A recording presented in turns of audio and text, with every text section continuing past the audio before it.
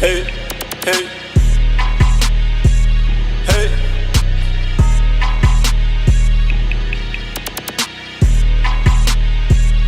I've been a seven-figure nigga, honestly, I can never trust no hoe. We was passing grams like Magic Johnson, used to get it off on the road. Like AI, I can move the rock, I ain't got the answers for you though. I caught the A train downtown, baby girl said she want more smoke. Then I go back up north, uptown, baby said she want the poke. I'm in Amsterdam, I ain't paying for it, I ain't even thinking about a hoe. I'm like James Harden, got a couple clippers that will go and get it off the boat. Got 9 switches right now, triple double, baby whipping up a O. Trap nigga bought a AP. I'm dunking on him like I'm KD. Mad riches, is you crazy? I ball like MJ in the 80s. A bag chaser, bag chaser, bag chaser, go. A bag chaser, bag chaser, bag chaser, go. Bag chaser, bag chaser, bag chaser, go. A bag chaser, bag chaser, bag chaser, go. I been about my money, not no hoe. I can tax it high, I'll get it to you for the low. But a new Ferrari, I ain't never going back, bro. Gotta stay down even when the motion looking slow. My wristlet, GIA diamond so cold. My bitch lit, she fine as hell, so cold. Still jet lag, made 7 figures on the road. This bag chasing, that's one thing that I know.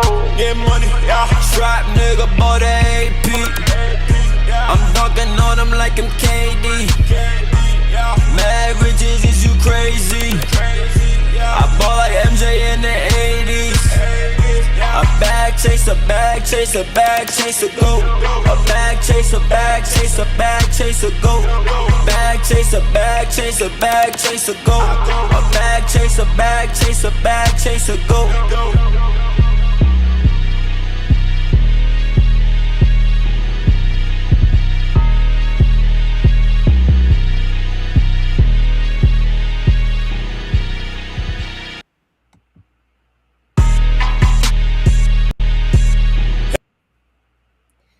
right, y'all know how this goes. This is all secondhand news, but I'm keeping you up to date because it's with the shit that went down this week. If you feel like you're froggy and you want to jump, go jump at the damn people who did this. They are actually a press organization. They got money. I don't. There's a difference, okay? How about that? And let's begin. Let's get it. Green light, let's get it. Green light, let's get it. Green light, let's get it. I'm the future, I'm in it. Check score, I'm winning. Green light, let's get it. I just win. I'm on 10. Hey, what's up? How you doing? I'm Kisu, if you didn't know. We're gonna go ahead and get ready with this story. But before that, let me go ahead and say hello to everybody that's here. Hello. Hi. And hello, motherfucker. Now, as we begin, we're gonna go ahead and look at, celebrity news. Here's an update. I've been keeping y'all up to date with this dude. I still don't know how to say this man's name, so let's check this out. And then the smoke got me. Grand jury calls DeForvid's family to the witness stand in tragic Celeste Rivas investigation. Hey, Joker. I'm so glad you came. All right, so as I said before, I will keep y'all updated, and here comes an update. So 15-year-old Celeste, I wish they get the girl's name, her age right. First she was 13, now she's thank you very much. I felt comfortable, but cute would be the best way to go. This is how I usually wear my dresses if I had some right now, but most of my shit is down south still. 15-year-old Celeste, they keep saying these different ages. She was 13, then she was 14. She stopped aging when she died. I wish y'all get that through your head. 15-year-old Celeste Rivas is dead. Not missing, not allegedly disappeared, dead. And her dismembered remains were found inside a Tesla belonging to singer DeForvid last year. I just want to know. I'm saying it looks like all the evidence points to them. What the hell is going on with justice this fucking year? It's like, not this year, but this era, because it's like, you got the goddamn evidence. It literally says it's that person, and y'all still dawdling. What the fuck is this? Is this the Merrick Garland era? Shit. Anyways, now let's be clear. He has not been arrested, which I still don't understand. He has not been formally charged, which I still don't understand. Because they have sent and unalived many a black man for less. I know that for sure. But he has been named as a suspect, and an investigative grand jury is now digging deep. Now, not just into him, but into his entire family. Somebody go tell on him, because I feel like it's him. I don't know, but this dude is weird as hell. Is that a star between his eyes? The fuck is wrong with this dude? Fix your afro. It's kind of lopsided looking and frizzy. Shit. Anyways, his mother, father, and brother were subpoenaed. They refused to testify, citing due process concerns and redacted affidavits. That's a legal move, but it also adds layers to an already disturbing case. I don't know what the hell. It seemed like all the damn evidence shows to this motherfucker. Unless there's a hater somewhere that is just a fucking pro at disappearing, tell me something, please. Police have also identified a second suspect, thank God, who was involved before, during, and after Celeste's death. No name released yet. Now, here's where it gets chilling. The rental home DeForvid was staying in reportedly contained a boxed 1600-degree incinerator and a large freezer. Why does he have this shit? Somebody tell me, please. The private investigator hired by the landlord said the equipment appeared capable of getting rid of a person. Celeste's remains were found dismembered and had reportedly been thawed. Hey, can y'all hear me all right? I'm not sure. I'm trying to figure out if I'm using a filter or anything. Let me know if I sound weird. Anyways, police have also identified... Yeah, I said that. The rental home was staying. It reportedly... I said that. Celeste's remains were found dismembered and had reportedly been frozen for months before being placed in that Tesla. Were they looking for him? I don't know. Were they looking for him? That's my question. Okay, thank you so much. When discovered, her body was partially thawed. Authorities still haven't confirmed cause of death because depositions made it difficult. Investigation believes she died sometime in the spring before her 15th birthday, and that timeline aligns with a suspicious late-night trip the Forvid allegedly took to a remote area in a Santa Barbara County.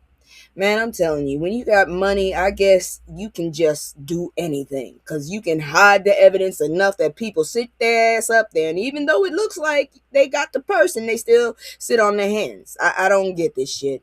I don't care what color you are. If you did wrong, you need to go to jail. That's all I'm saying. Anyways, authorities still haven't confirmed cause of death because decomposition made it difficult. She got chopped up. What the hell you think? Investigations believe she died sometime in the spring. I already said that shit. Meanwhile, this dude was on world tour when the Tesla was impounded after sighting abandoned for weeks. And here's the part I want us to sit with. A 15-year-old girl is gone. The fame doesn't matter. The Tesla doesn't matter. The tour doesn't matter. What happened to Celeste Rivas? I want to know because dude is really creepy and there's a lot of fucking evidence that look like it's like this dude did it.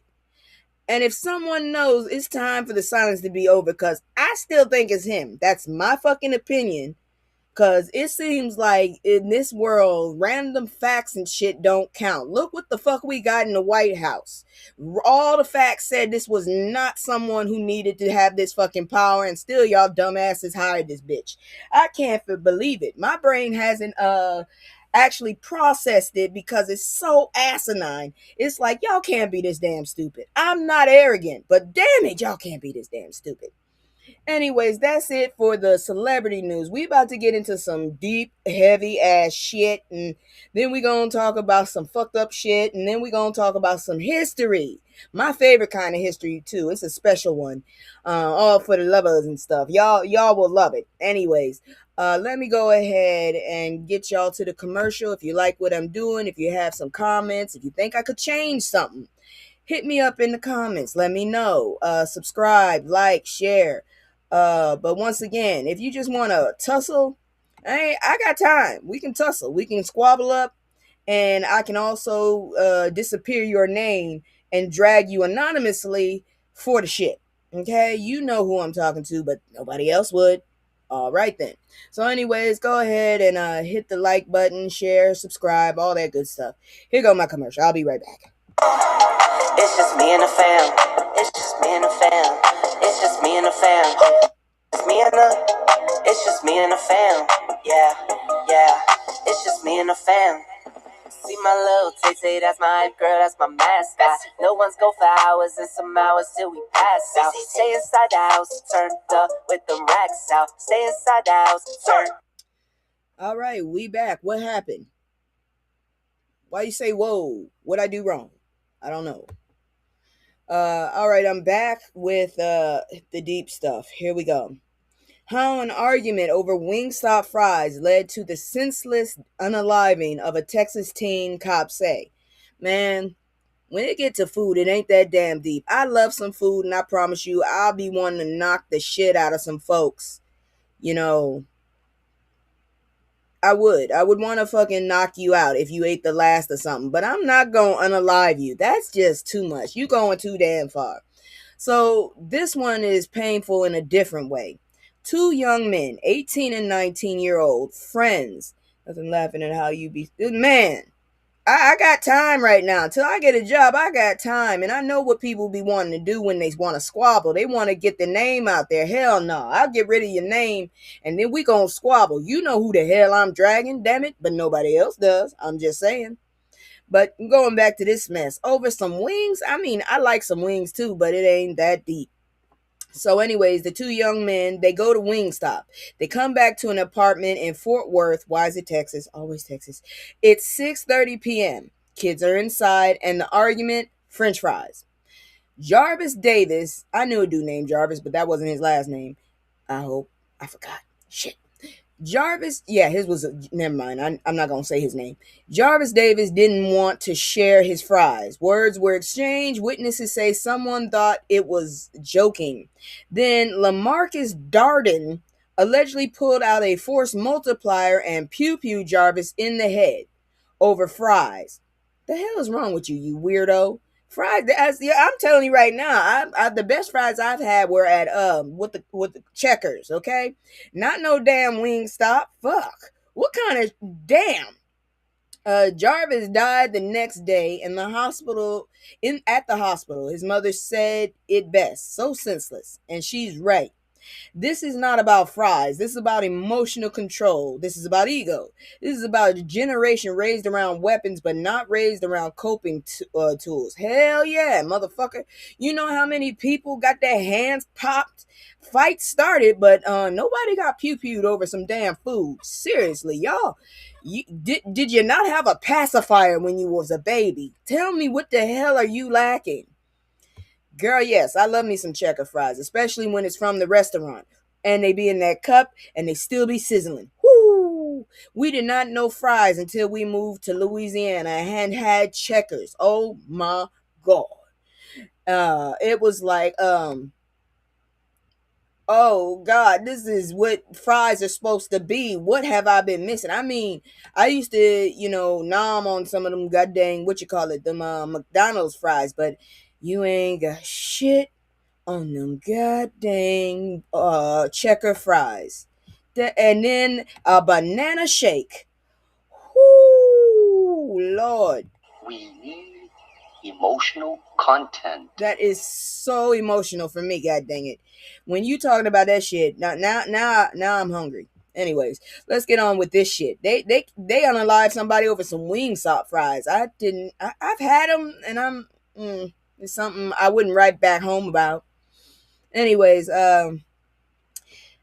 children saw it coming. That trauma just doesn't evaporate. Darden allegedly fled about 100 miles before being arrested. He's not charged with a murder. Why not? He's now charged with murder. I like McDonald's too. McDonald's is my favorite because I don't have Checkers or Riley's. Oh, girl, I'm so sorry. Me neither. Shit. But I have the dollar store and they have those goddamn fries. And damn it, if I just learned how to cook hard. Pause. Anyways. Let's get on with this. What makes this even heavier, Jarvis considered him a friend. His mother said he never expected to be pew-pewed. That's the part that cuts. We are losing young black men to rage, to pride, to split-second decisions, to turn permanent. Wingstop should not be a crime scene origin story. And I'm not even going to joke here because this is not funny. It's exhausting. It is. It really is. Over some fucking fries, man. I'm sorry, but my mom been telling me I need to work on my anger. I know how to hold my shit back and not do something stupid. Because that was some stupid ass shit. It's just another mother planning a funeral, another family doing GoFundMe money, and another why with no answer that makes sense. And we deserve better conflict resolution than this. Because damn it, I know back in the damn day, if you couldn't have something, you just had to deal with that shit. If you wanted to do something extra, here come the ass whooping. Because now you embarrassing folks, okay? Because they taught you better than that. That's a hot ass mess. This right here is the dude who did the pew-pewing. He done fucked up his life and got rid of his friend over some fucking fries. Dude, you don't look like your ass is what is it again? Emaciated? Well, fuck, I forgot the word. I know what it is, but he don't look like he's starving. He looks healthy, not like he's fat, but he looks like he had some meals. That's all I'm saying. Anyways, we're gonna move on to another emotional one. This one involves a baby, so if you're not interested in this kind of story, trigger warning, back the hell off. This is one of those stories. Check this one out. Ugh. Emotional content. The broader context behind Jacob Robinson's death, pedestrians, safety gap in black communities. So Jacob Robinson was 11 years old. He left home before emaciated. Yeah, that's what I was trying to say. Emaciated.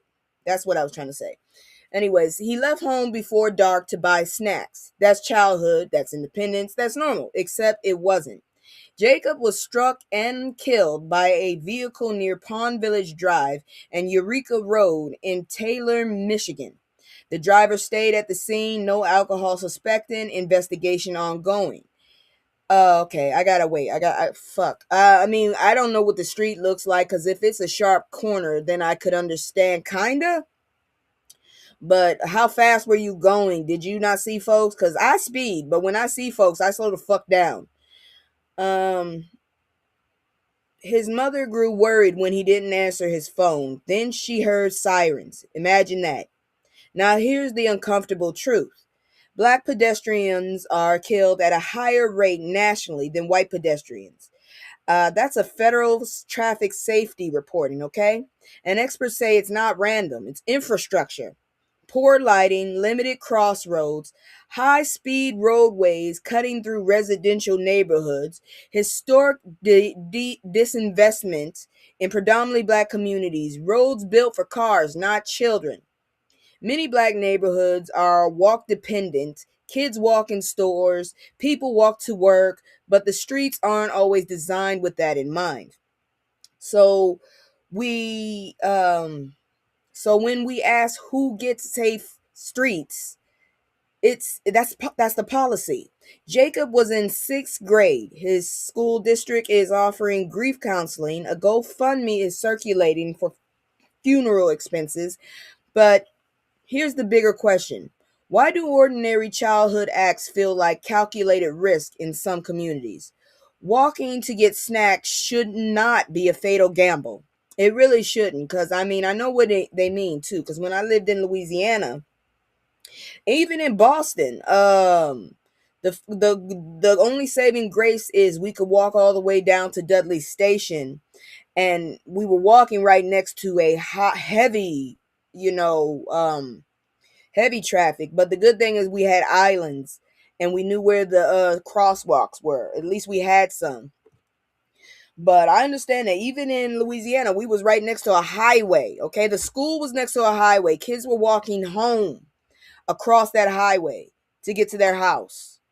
And I mean, shit, I understand totally. So that child, I understand. Bless his soul, and I hope that I don't know what to say. It was disgusting that happened, but they need to do better. They really do.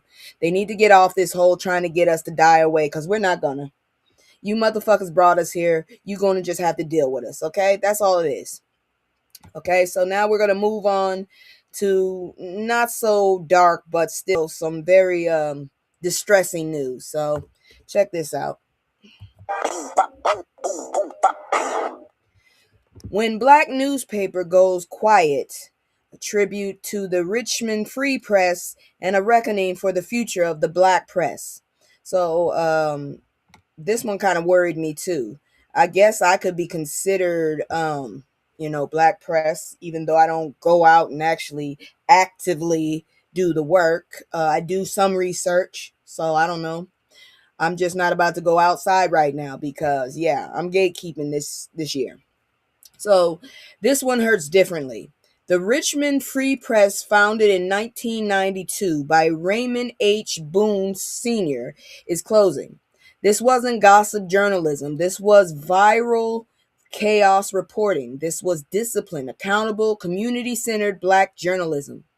After Boone passed in 2014, his wife kept it going. His daughter, a respected photojournalist, contributed. This was a family mission.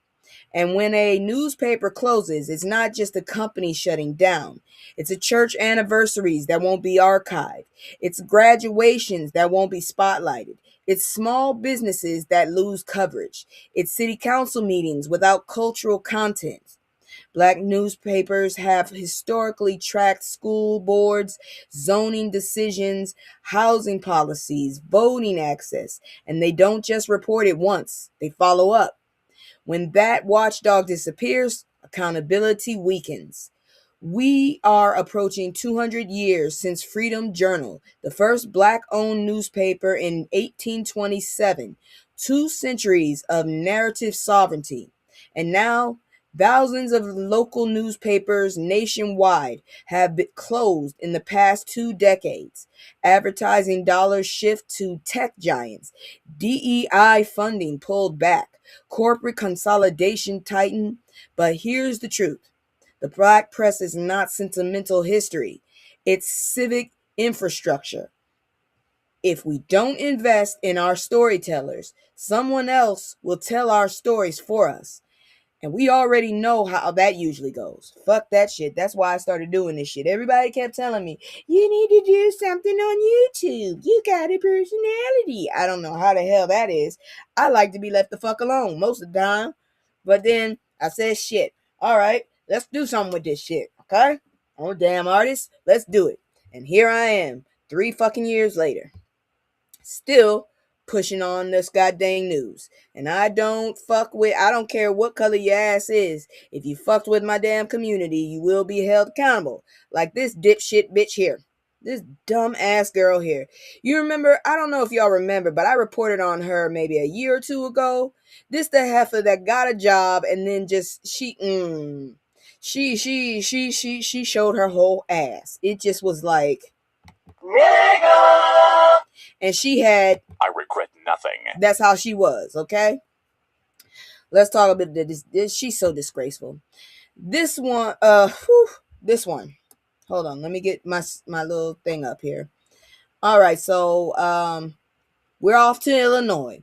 Former Dalton Mayor Tiffany Henyard, this dumbass, who called herself the most powerful woman in Southland of Chicago. She need her ass whooped. I reported on this before. I remember her ass because of all the bullshit she was doing.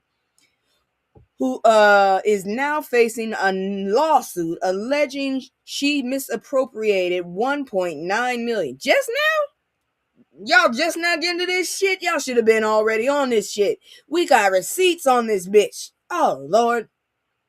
The village of Dalton filed suit against Fifth Third Bank, accusing the bank of cashing 251 checks signed only by Henyard, despite a 2021 resolution requiring 2 signatures, including the village's clerk. Yep, y'all asses left liable. You can't do that shit. Now let's pause. 2 signatures required. 251 checks processed anyways. Man, that's not no typo or nothing. There's either systemic failure or something worse. Henyard has also faced accusations over private security spending, alleged misuse of funds, wrongful. How come she's not in jail? I've been trying to figure out why this heifer ain't in jail for the longest. Alleged misuse of funds, wrongful termination claims, and even hiring former Chicago Mayor Lori Lightfoot to investigate gross financial misalignment findings. This heifer here. She lost her primary in a landslide. The motherfuckers knew you was corrupt as hell. 95% of the vote went to her challenger. Because we watching you be a female black drumpf. That's what we watching. Residents reportedly said they were tired of the circus. And that's the thing. Local government is not supposed to feel like reality TV. It budgets. It's roads. It's schools. It's public trust. It's not your damn bank account, bitch. And when public trust is broken, people don't just lose money. They lose faith to balance facts with edge, but keep it smart. Okay? You goofy ass motherfuckers done lost your damn mind. I told y'all I was gonna keep you updated. I don't understand. Is she in jail or not? I need her to be in jail because her ass has been just a thorn in my fucking side since I heard about her ass over a year ago. I'll never forget this heifer. I did not know mayors could be that damn corrupt. And the heifer is a black woman. It's so embarrassing it makes me want to cry. I ain't even gonna play with you. This bitch here. Oh, Lord. You just want to smack them in the back of their head. I'm wondering, is that a lace front? Can we pull that off and pop you in the back of the head, heifer? I just want to know. I just want to know. All right, anyways, we're going to move on because I didn't know where to put this either. That's what I'm saying. I need her ass to be in jail. It's been over a year. I don't give a fuck if she black. Skin folk don't always mean kinfolk. And this year's assignment is gatekeeping. That is a horrible representation for us. Ooh, girl, you need your ass whooped in the public square. That's how I feel. just for stealing them motherfuckers' money. They went and put your ass in a position. Please do. Please do. Because she irritates me. The fact that she's back in news. Why didn't y'all whoop her ass and get y'all shit at the same time? God damn it. And I don't know why she had the nerve to run. She actually thought she was going to be mayor again. No, bitch. They literally looking at you with your hand in the piggy bank. Bitch. But anyways, I didn't know where to put this one either. I'm not sure if it's a terrorist thing because we kind of doing it to ourselves. So check this one out. I don't know. You shouldn't have been talking shit. So reports find chemicals used in certain black products will sicken you. Maybe literally, whatever the hell. How do you say that actually? When you think about, I'm medicated, so don't fuck with me. Literally. Okay, anyways, that's got a sh sound. Anyways, yeah, I spaced out for a second.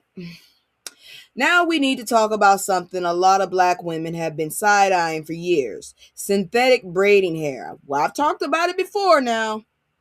Consumer Reports dropped a bomb in March 2025. Why gotta be my birthday month? Saying at least 10 popular synthetic braiding brands, including names like Sensational, and Shake and Go, tested positive for multiple carcinogens. We're talking about chemicals linked to acute myeloid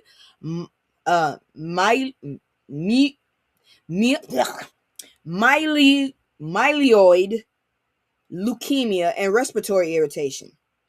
It's been documented. Then the Silent Spring Institute published findings in the journal Environment and Health, testing 43 synthetic and human hair extension products that found flame retardant, pesticides, plastic stabilizers, chemicals similar to what's used in pipes, floor tiles, and industrial materials. Pause.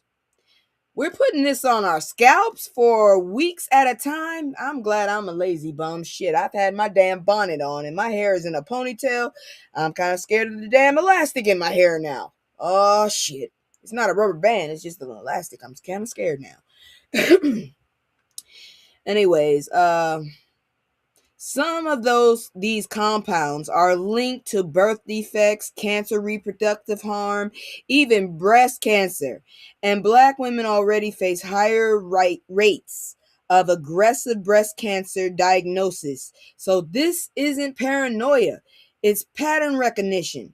I always wash my shit because when I went to the Navy, they said new shit is dirty. Wash shit. So even my hair pieces, all that shit, I wash it first. Please wash that shit. But I don't wash my braiding hair. Fuck. Oh God, I'm scared. Anyways, lead researcher Elijah Franklin said apple cider vinegar rinses may reduce some chemical residue, but she emphasizes the data is limited.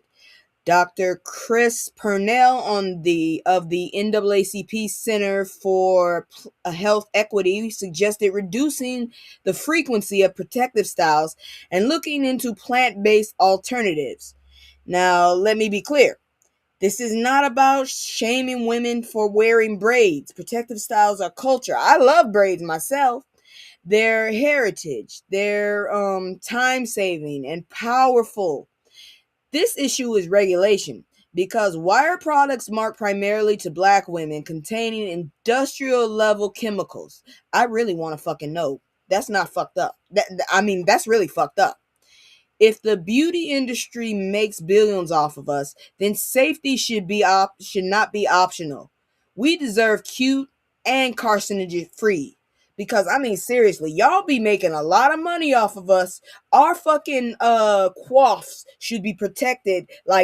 Man, if we gonna give you money, our hair needs to be treated like it's the holy grail, you motherfucker.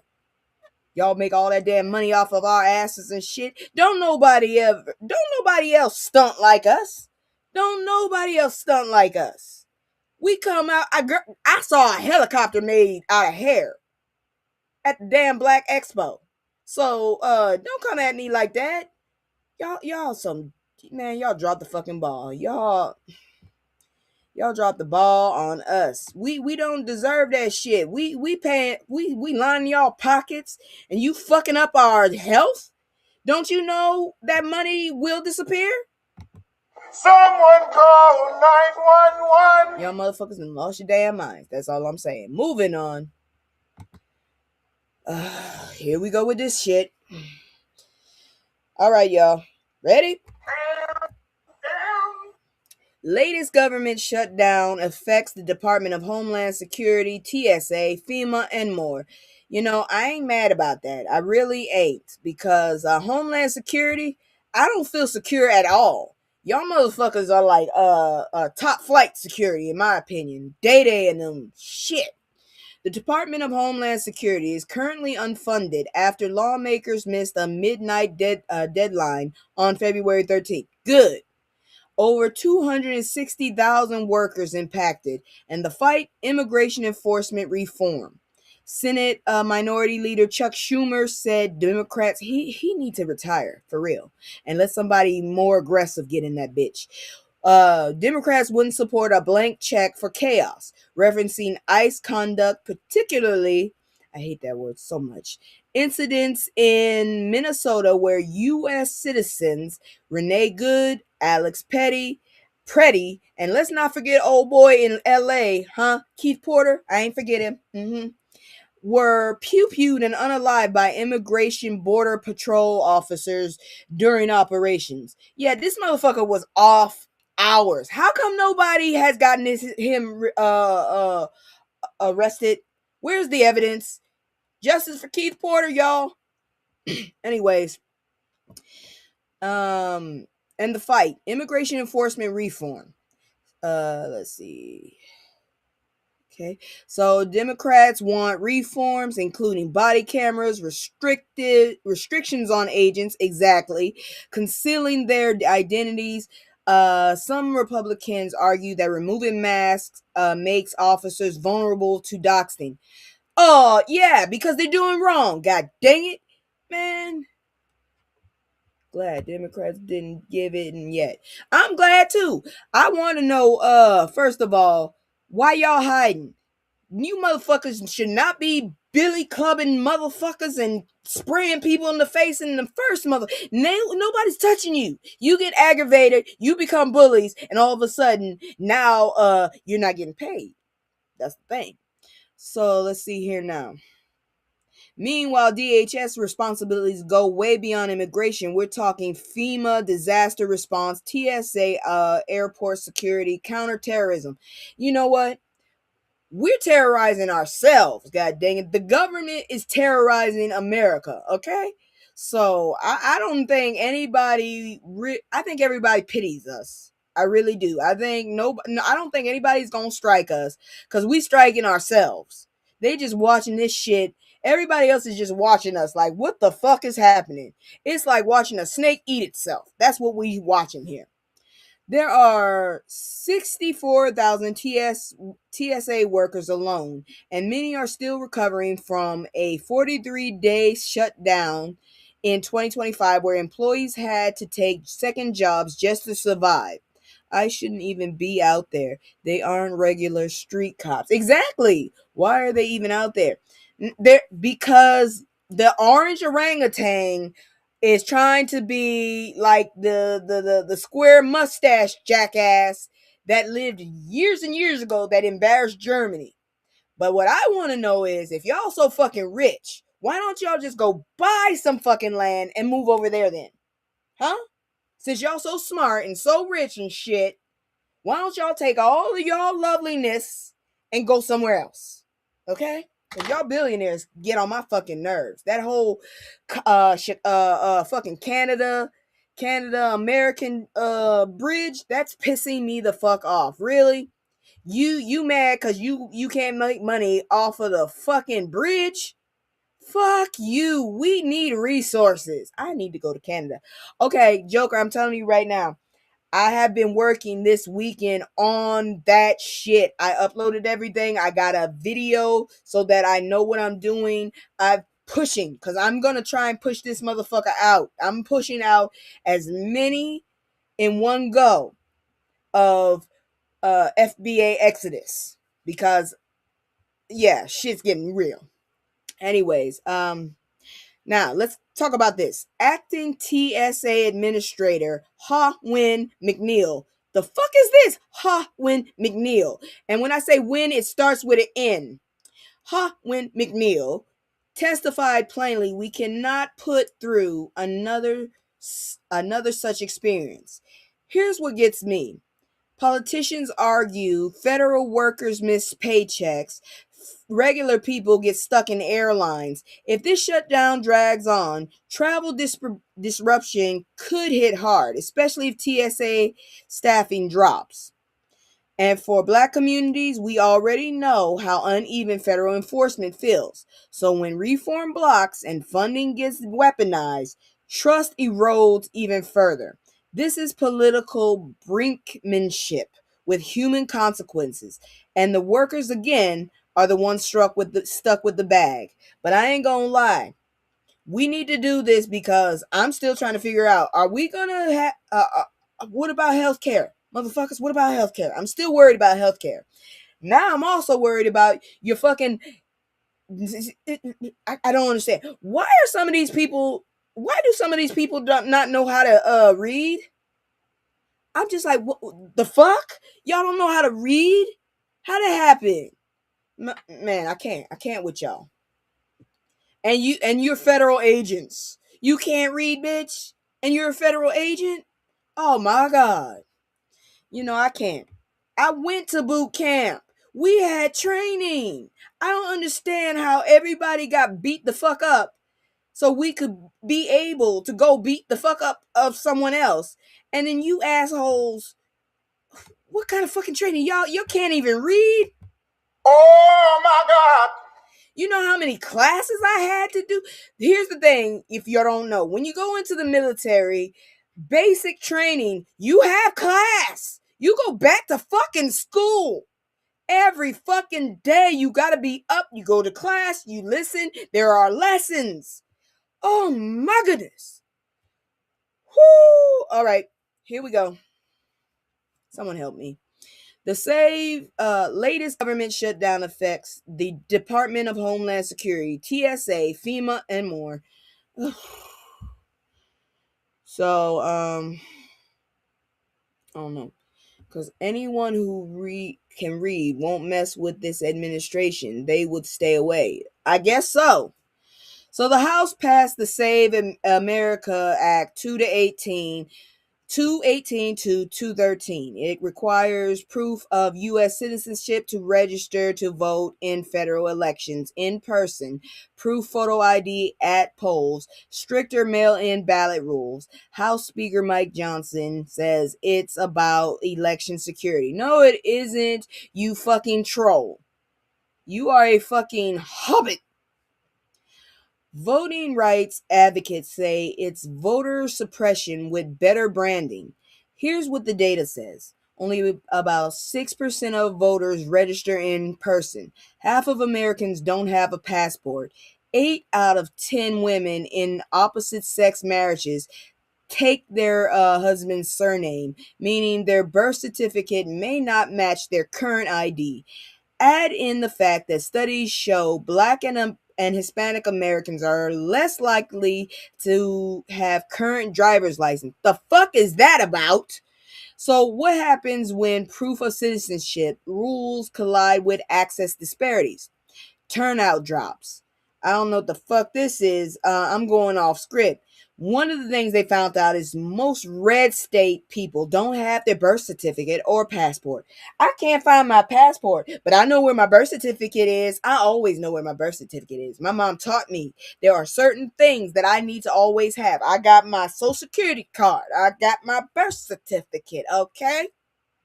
And I got my new license on Saturday. I was so glad. And I went and got me some trees because I need it. Anyways,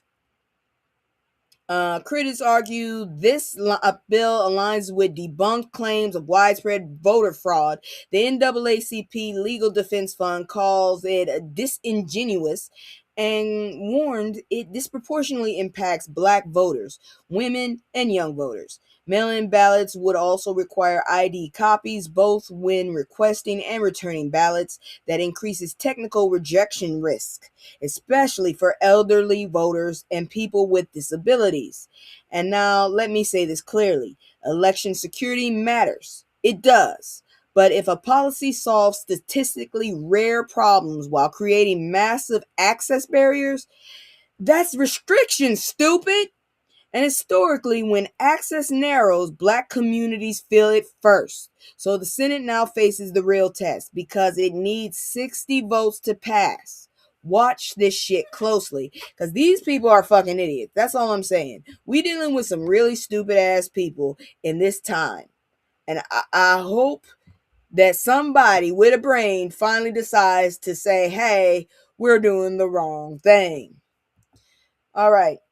So this next story, y'all, I know y'all ain't gonna be, I know y'all gonna feel kind of shocked, but shit, that's what's going on right now. And unfortunately, it is what it is. I don't know where my picture is. My picture seems to be missing, but I'm gonna go ahead and tell y'all the story regardless. So we already talked about that one. I don't know where my image is. Let me see here now. No, this is the other story. All right, so let me go ahead and tell y'all about this one then. All right, so at this point, okay, this story, let me go ahead and talk about it. Depression era lessons for survival in 2026. Okay, they might not call it a recession. But when the middle class is selling plasma to cover bills, it feels like one. Motherfuckers, it is a recession. It is. I looked it up 3 years ago. This is a fucking recession. But when so people are revisiting depression era skills, especially those passed down in black households that knew how to stretch a dollar long before budgeting apps existed. Waste nothing. In 2023 alone, 338 billion worth of food was wasted in America. That's 88% of available food supply. Meanwhile, grocery prices keep climbing. Grandparents reused butter tubs, smoothed aluminum foil, repurposed everything. Today, transfer perishables to mason jars. Use sites like Supercook to build meals for what's already in your kitchen. Cook in batches. Beans, cabbage, cornbread, chili freezes well. Bulk cooking saves money and time. Pay with cash when possible. Americans can now carry over 1.21 trillion in credit card debt. 58% of black Americans reportedly have more credit debt than emergency savings. Cash spending reduces impulse buys, and gas stations often discount per gallon for cash. I have seen that. I need to go back to cash. Anyways, let's see. Repair before replacing. Furniture waste fill landfills. A little sanding paint can extend life. YouTube tutorials are free. Grow herbs. Basil, oregano, always been resourceful. Oregano, mint, windowsill gardens save money and cut waste. Ooh, I need to get a windowsill garden. Now, here's the deeper truth. Black families have always been resourceful out of necessity, not aesthetics, minimalism. Frugality is not failure, it's strategy. And in times like this, strategy beats panic every time. So yeah, right now, I don't care what the hell y'all think. We're going through a depression again. These motherfuckers keep saying other stupid shit, but we are going through a depression. Okay? Just letting you know. Oh, now I find the fucking picture. You motherfucker. I can't. Here it is right here. I finally found the fucking picture. There it is. Moving on. God dang it. Some things just don't match together. Ooh, I hate that. All right. So here we go. Let's see here now. And then the smoke got me. They wanted a trophy. Minnesota activists reflect on arrests. So Trahim Cruz, co-founder of Black Lives Matter, was arrested January 30th by federal agents outside his home. He was one of 9 activists and journalists indicted following a January 18th protest at a St. Paul church, where one pastor is also an ice field director. All right, girl. Let's see. Charges include conspiracy and interfering with religious freedom. Let's pause there. Journalists Don Lemon and Georgia Fort were among those taken into federal custody by armed officers. One assistant turned himself in later. All 9 have been released pending arraignment. Cruz described being followed by Homeland Security vehicles days before his arrest. He says he wasn't even shown a warrant before being placed in an unmarked vehicle and transported to a federal facility. I would have stayed in my damn house that whole damn day. They would have had to figure something out. He also said officers asked whether he was an immigrant or an agitator. That word, agitator, carries weight in Black political history. It was used against Martin Luther King Jr. It was used against civil rights organizers for decades. Chantel Allen, a school board member, said she was forced into multiple photo shoots with federal agents during detention. The White House reportedly celebrated at least one arrest online. Now, legally, the government argues this was enforcement related to protest activity at a church. But press freedom advocates are raising concerns about chilling effects on journalism activism. Here's what matters. The right to protest is constitutional. The right to report is constitutional. When federal powers intersect with political dissent, transparency matters more than ever. Cruz said he understands activism carries risk, but he doesn't want the next generation to inherit the same fight. Whether you agree with the protest or not, this case will test how dissent is treated in this current political climate. And that matters for everybody. It's a damn shame. I'm glad that it's more than just those 2 names, though. I need everybody to fucking know. And this one right here is serious because I need people to understand. Stop using that name wrong. Christianity, y'all doing it wrong. Y'all doing it so damn wrong. So, exclusive. Raphael Warnock breaks down the real problem with Trump's version of Christianity. So Trump is out here announcing he wants America to be more faithful. And I'm like, sir, faithful to what? Your ego? Your PR team? I don't know. A group of chat pastors who need a tax write-off? Because this Christian president shit is convenient. Before politics, Trump was basically allergic to faith questions. He told Playboy back in the 1990s he didn't believe in heaven or hell. Oh my God. This jackass here. We just go someplace. Then in 2015, suddenly found Jesus like it was a campaign staffer. And when asked if he ever asked God for forgiveness, he said, "I'm not sure I have." That's a vibe. Enter Raphael Warnock, actual pastor, actual Ebenezer Baptist Church, who said Trump's faith is a bluff. Let me say that again. Trump's faith talk is a bluff, and drop this line. In Donald Trump's White House, Jesus is a victim of identity theft.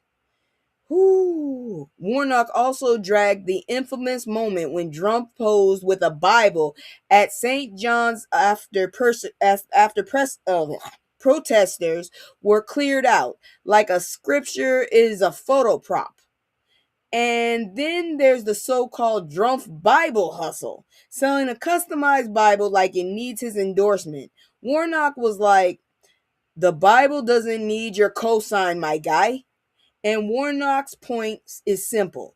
If your politics are America first, but your policies stomp the poor, the sick, the vulnerable, don't hide behind Jesus like he's your campaign mascot. Pay attention to actions, not slogans, because a faithful America that bullies people isn't faith, it's branding. These motherfuckers are playing and they're blaspheming. That's what they're doing, and I don't want nothing about it. You leave God's name out of this. You leave the Most High out of this, because when it's time, he gonna whoop your ass. That's all I got to say. Welcome back, girl.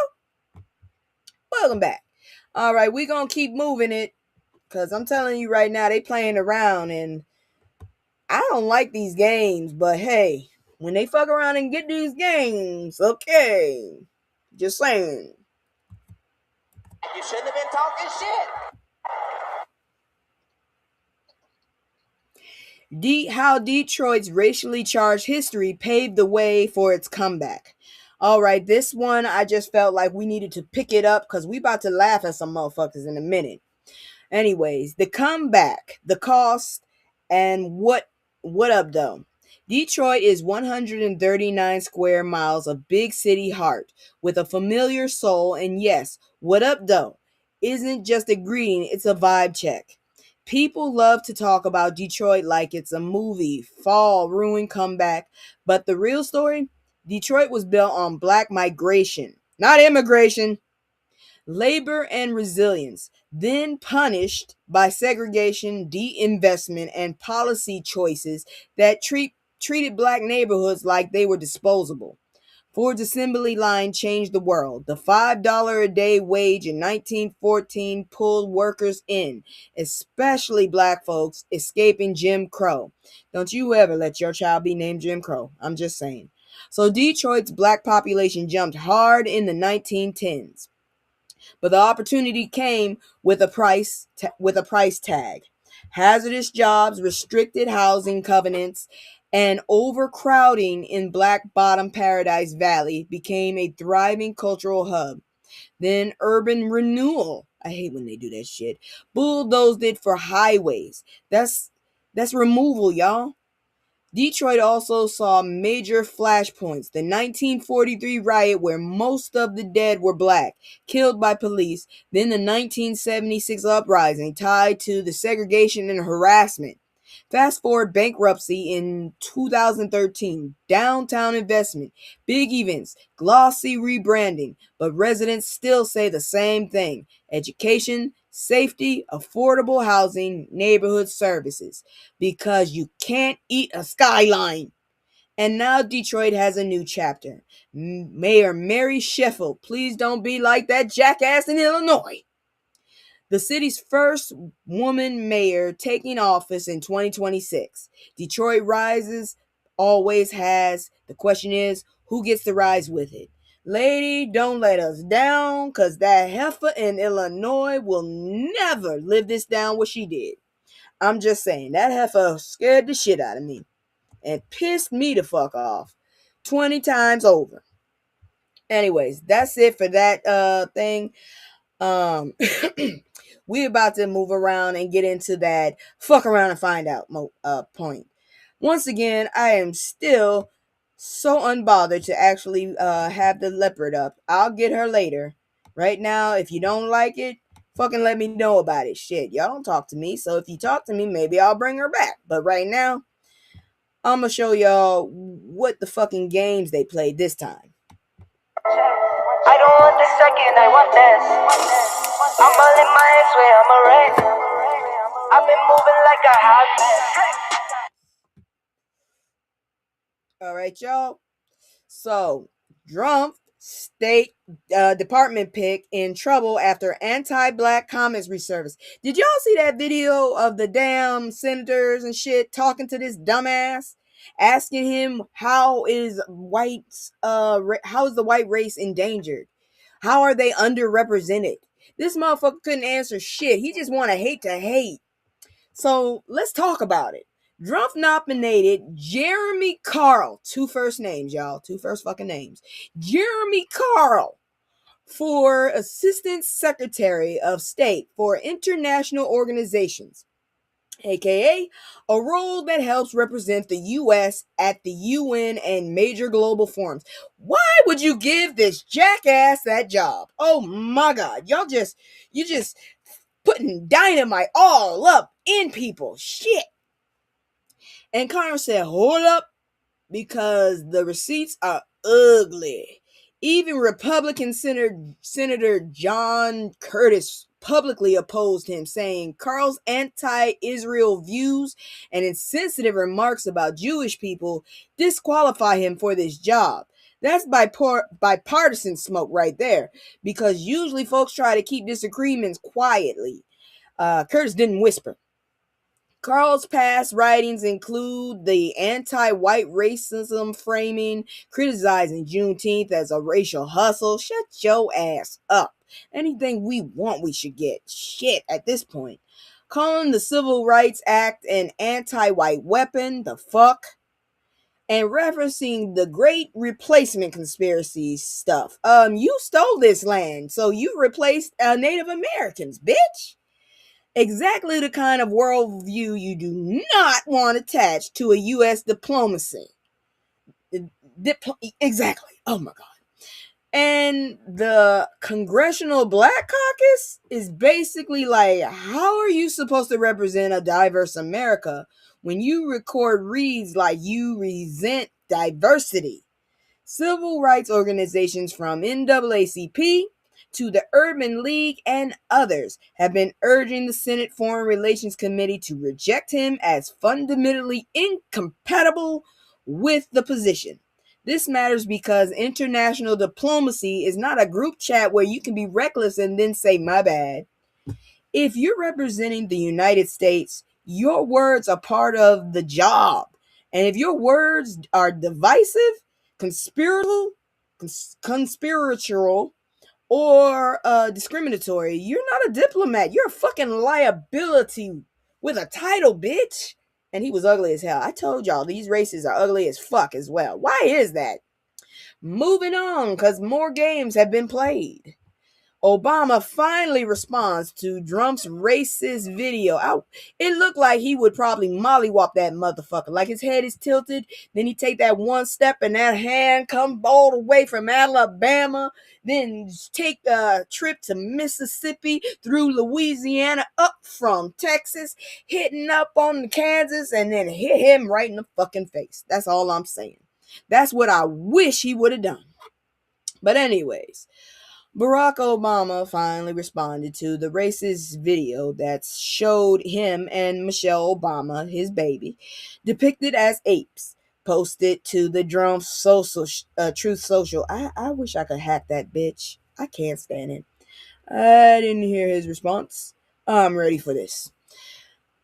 That's what I'm saying. So let's see what he said. And then he removed it after backlash.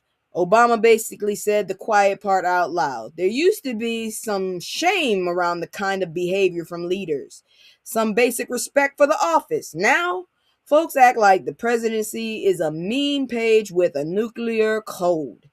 Trump, of course, doubled down and said the staffer who posted it wouldn't be disciplined and tried to pivot the purpose to his favorite topic, voter fraud. Because apparently racism is acceptable if you slap election integrity on it. Like a clearance sticker. Bitch, please.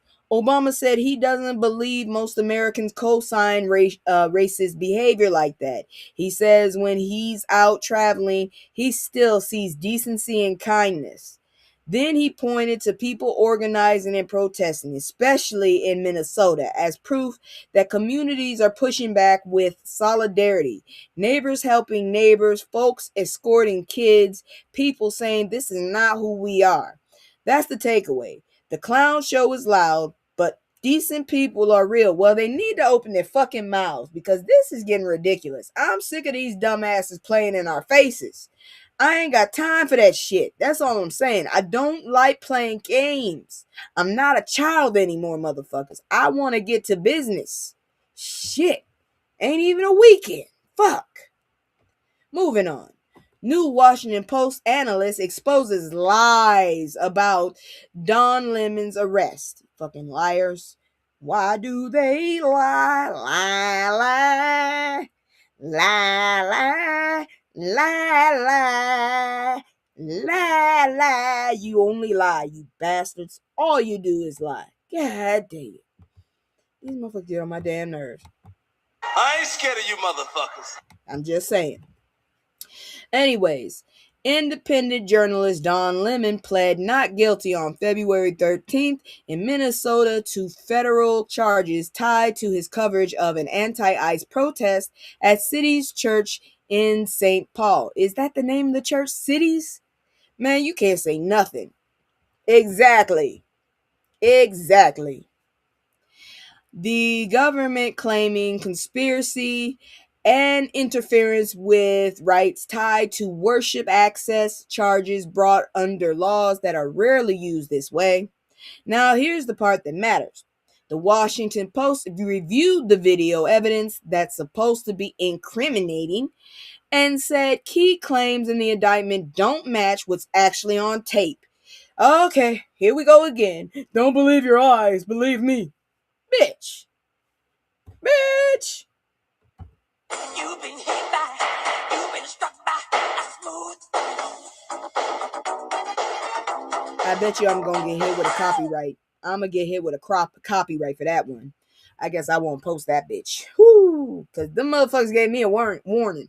Anyways, I'm just saying the indictment alleges he obstructed. Well, let me see. The footage shows Lemon live streaming, interviewing, narrating, repeatedly telling people he's a reporter, not a protester, and the audio doesn't show threats, chanting, or intimidation. The indictment alleges he obstructed and intimidated a pastor. Yeah, I'm gonna cut it out. My arm. Anyways, the video review says it doesn't show Lemon blocking movement or using force or threats. And yes, his producer appears in footage participating in chants with which complicates it, the optics. But sympathy for a cause is not the same thing as committing a crime. This case is bigger than one journalist. If the government can treat news gathering like conspiracy whenever coverage is inconvenient, then the First Amendment becomes a suggestion, only valid when it's flattering. Lemon said it plainly. Outside court, the freedom of press is the bedrock. And if this is the test case for intimidating journalists, then everyone who cares about democracy should be watching. I'm going to tell you right now, I'm not going to fucking back down. I'm already ready. Shit, I got a gas mask too. Like, go ahead. You think I'm playing? I just found my taser again. I'm trying to figure out where my passport is though. Shit. Moving on. White man grabs co-worker's neck. Video shows what happens next. Man, I watched that video. Did y'all see that damn video? Sometimes you need to leave motherfuckers alone. When they tell you to leave them alone, leave them the fuck alone. Oh, Lord. I don't know why they didn't. So there's a video going around from February 8th that looks like it happened on an active construction site. Power tools buzzing in the background and everything. And in the clip, a white worker grabs a black co-worker by the neck. Man, you touch my neck, we already gonna fight. The minute you touch my neck, I'm touching your neck. I'm just saying. Telling him to put his phone away and get back to work. Now, here's what made people's stomachs turn. The black worker isn't even trying to square up at first. He keeps saying, "Please let me go, man," trying to disengage while somebody filming says the obvious. "You can't put your hands on him." See, I told you. Why do people always want to put hands on people? Stop touching folks. I hate when people touch people. That's another one I'm gonna have to make. I'm gonna have to make a shirt for that. Stop touching folks. Don't touch people. Shit. Keep your hands to yourself. Now, here's what made people's stomach turn. Like I said, because let's be real. Once someone's hand is on your neck, we are no longer in workplace conflict. We're in assault territory, okay? That damn thermometer is going up. It's bobbing, and that little meter is bobbing up and down. It's steadily going up while your hand is on the neck. Eventually, it escalates into a fight. They hit the ground, punches fly, and the video ends with the aggressor getting the worst of it. And online, people are basically split into two groups. One, folks are saying he tried to de-escalate, then defended himself. And two, folks saying, where's the employer? Where's OSHA? Where are the charges? Because here's the thing, the location isn't confirmed. Neither man's role is confirmed. And we don't have public confirmation of employer action or law enforcement follow-up. Okay, cool. But culturally, everybody recognizes this pattern. When a person is calm, they get treated like they're disrespectful. When they defend themselves, suddenly it's violence. The violence started at the neck. And I'm going to say this for every workplace. Keep your hands to yourself. Nobody's paycheck includes get choked at 2:15. I'm just saying. All right, what's your question? Tell me, ask me, let me know. I'm not going to move till you ask me. What's your question?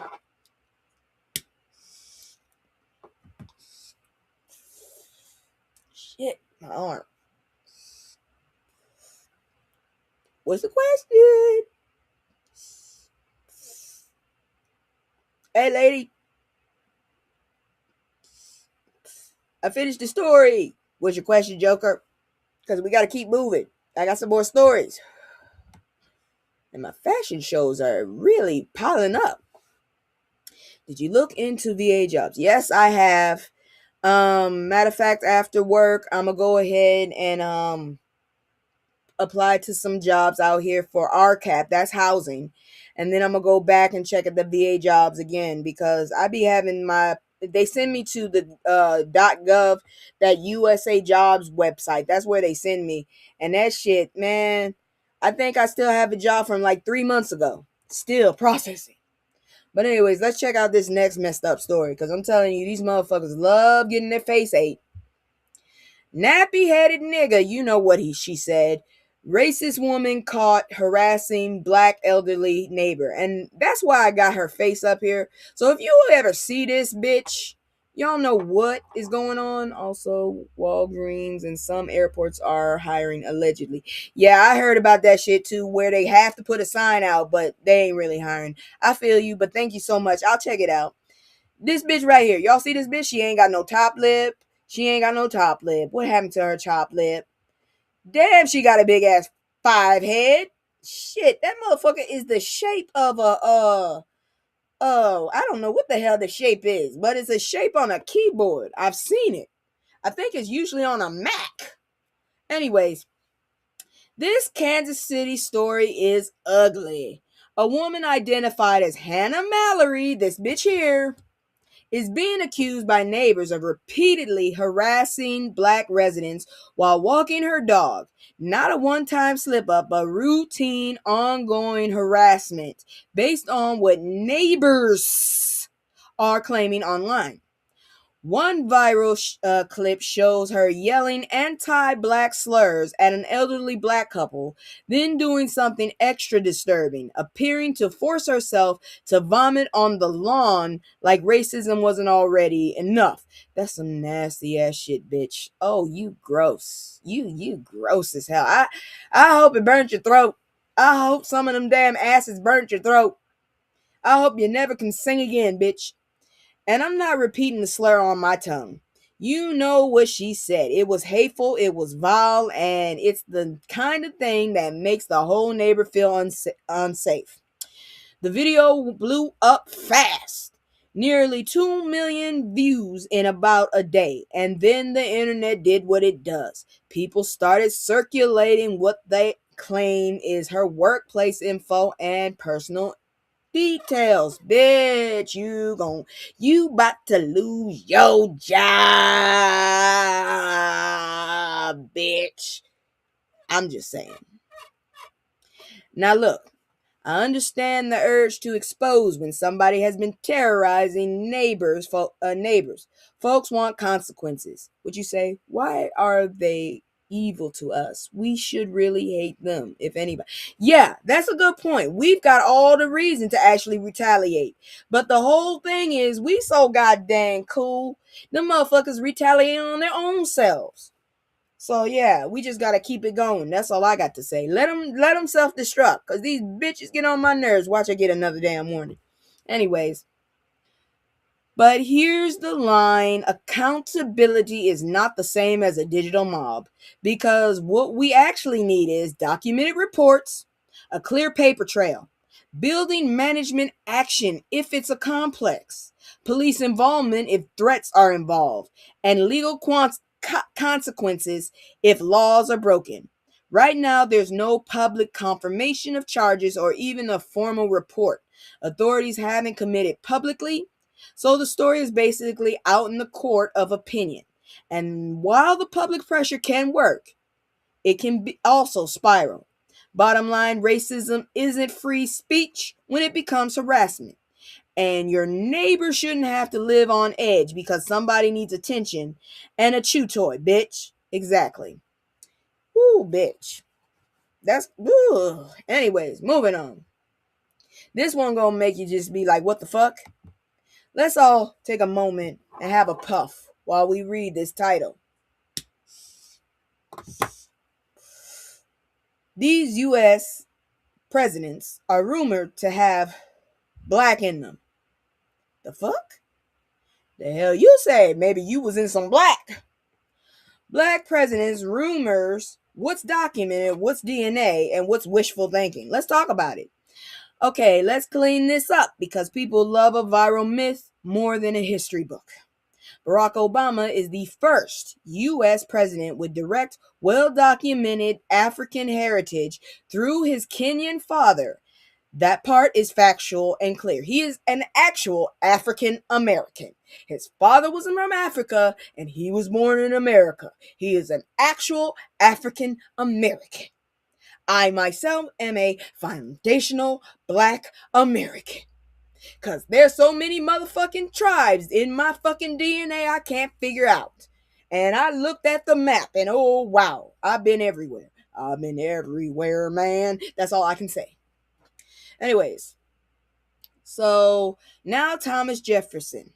He fathered children with Sally Hemings, an enslaved woman. DNA evidence supports that Jefferson, or a male in his line, fathered at least one of Hemings' children. You already know. And the historical scholarship strongly points to Jefferson himself. That means Jefferson has descendants who are black, but that does not make Jefferson a black president. It makes him a president who exploited an enslaved woman and a legacy that America still doesn't want to fully face, okay? He was a dirty bird. As for other presidents, people claim were secretly black: Lincoln, Coolidge, Eisenhower, Andrew Jackson. And most of those claims are unsubstantiated, based on rumor chains and fringe sources, not serious evidence. I told you, I do some research, damn it. Warren G. Harding's rumors, those have been floating for a century, but DNA testing on descendants has been reported as not supporting sub-Saharan African ancestry within recent generations.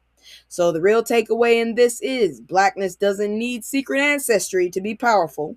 The U.S. already has a long history of racial mixing, and often through coercion and violence. And the obsession with who was secretly black can distract from bigger truths. This country was built while black people were legally treated as property. Lincoln didn't really want to free us. Y'all need to get off his dick. He was racist too. I'm just saying. He did that for fucking perspective and spectics. That motherfucker didn't care about us either, and he was not black. If people want a real conversation, let's talk policy, power, and what freedom actually looks like. Not just genealogy gossip. Because I'm going to tell you, I got some famous cousins, and that did not help me not one bit. Not one bit has that helped me. Okay? I even reached out to these motherfuckers. It has not helped me. But that's it for fuck around and find out, y'all. So, we're going to go ahead, and I'm going to take this down. And we're going to go ahead and talk about history. But before I do that, I'd like to go ahead and promote this company. It's black owned, and then I'm going to do my commercial, and then we're going to do the history because I got some new transitions as well for like business and education news. If you like what I'm doing, or if you think I could do something different or change some shit, holla at me in the comments, like, subscribe, share, all that shit. And I'll hit you up. Check this commercial out real quick. It's just me and the fam. It's just me and the fam. It's just me and the fam. It's just me and the fam. Yeah, yeah. It's just me and the fam. See my little Tay-Tay, that's my hype girl, that's my mascot. No one's go for hours and some hours till we pass out. Stay inside the house, turned up with them racks out. Stay inside the house, turn. I said that shit wrong, backwards, but I'm still gonna do it.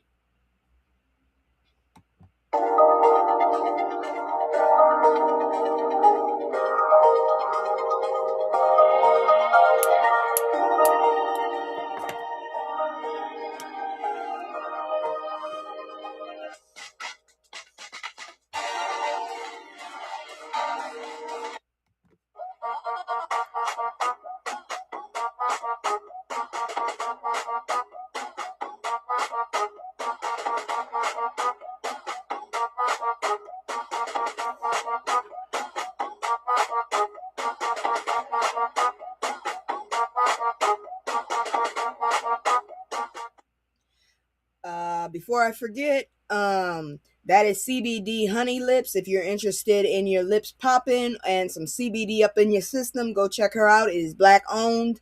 You can find her on Threads, Twitch, and I believe Instagram.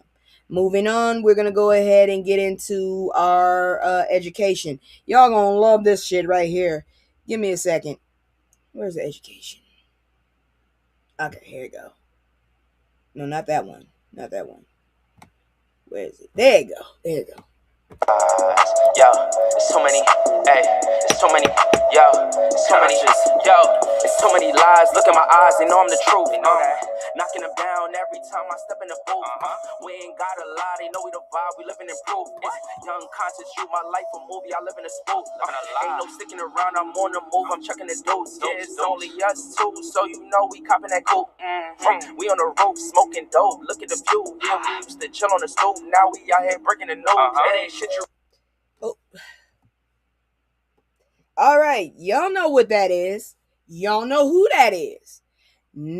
Today we are looking at the history of the folding chair, my favorite damn thing. Because you know how I feel, I got the earrings. Nathaniel Alexander, inventor of the folding chair, 1911. Chair gang, we are not going to keep sitting on this man's legacy like it's optional. Nathaniel Alexander patented and improved folding chairs in 1911. And the key feature wasn't just it folds. It included a bookrest support that automatically moved into position, perfect for church, choir, schools, and auditoriums. Hell yeah. That means that he wasn't designing for luxury. He was designing for community, for gatherings, for meetings, for worship, for learning. Okay? And I love Black invention stories like this because they're not always about flashy sci-fi. Sometimes brilliance is saying y'all keep struggling with the same problem. Let's fix it. So yes, the folding chair is simple, but it's also the backbone of graduations, cookouts. Hell yeah, it's in our DNA. School assemblies, church services, rallies, community forums, and half the events we've been forced to attend in a cafeteria. I really hate that shit. Next time you hear the metal unfold, it's our birthright. Them chairs are our birthrights. I want you to treat it like a cultural sound effect. Black ingenuity at work. Cause I'm telling you right now, I'm Rick James, bitch.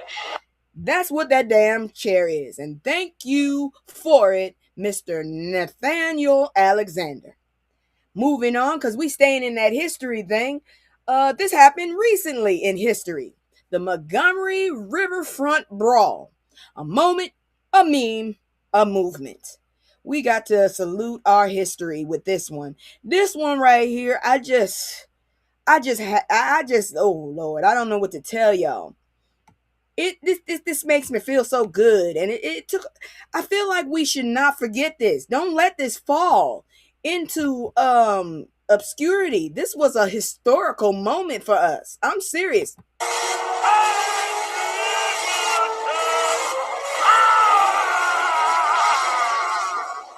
Unlimited power, god dang it. We can't let that go. That's all I'm saying. We can't let it go. So we got to remember. All right.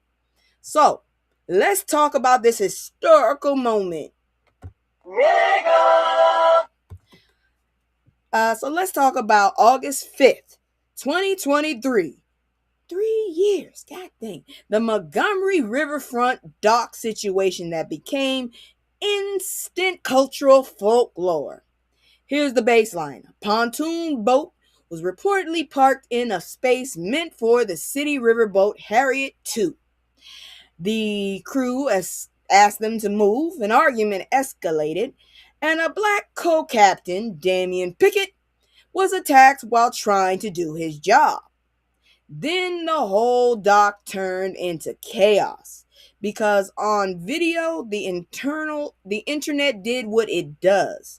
Memes, commentary, nicknames, and yes, the folding chair became a symbol that I always salute. I'm telling you right now, I got earrings with that motherfucker on. I got a t-shirt.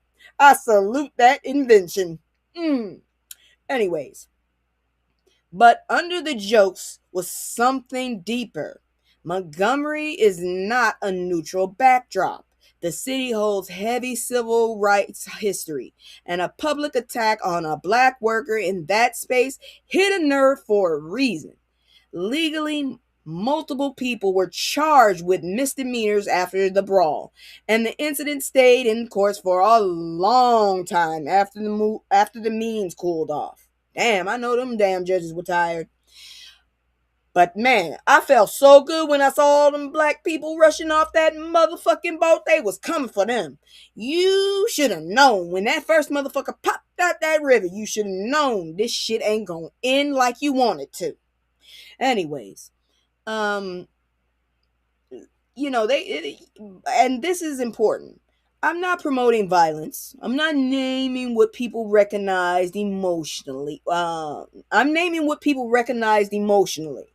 The feeling of seeing someone targeted and not left to stand alone.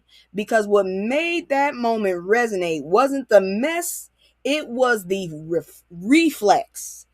Community response time. Hell yeah. We had that man's back. And yes, the chair cameo was cinematic. But the real headline was people saw an injustice and moved like they believe in protecting each other. That's why it felt like a cultural reset. Not because chaos is cute, but because solidarity is. Man, I felt so damn good. Them motherfuckers whooped their ass. God dang it. How many times I got y'all tell y'all, leave me alone. Leave me the fuck alone. That's all you need to do is just leave me alone. Moving on, because this one right here, I'm side-eyeing like a motherfucker. House of Press Gallery renamed in honor of Frederick Douglass. Yeah, y'all trying to placate us.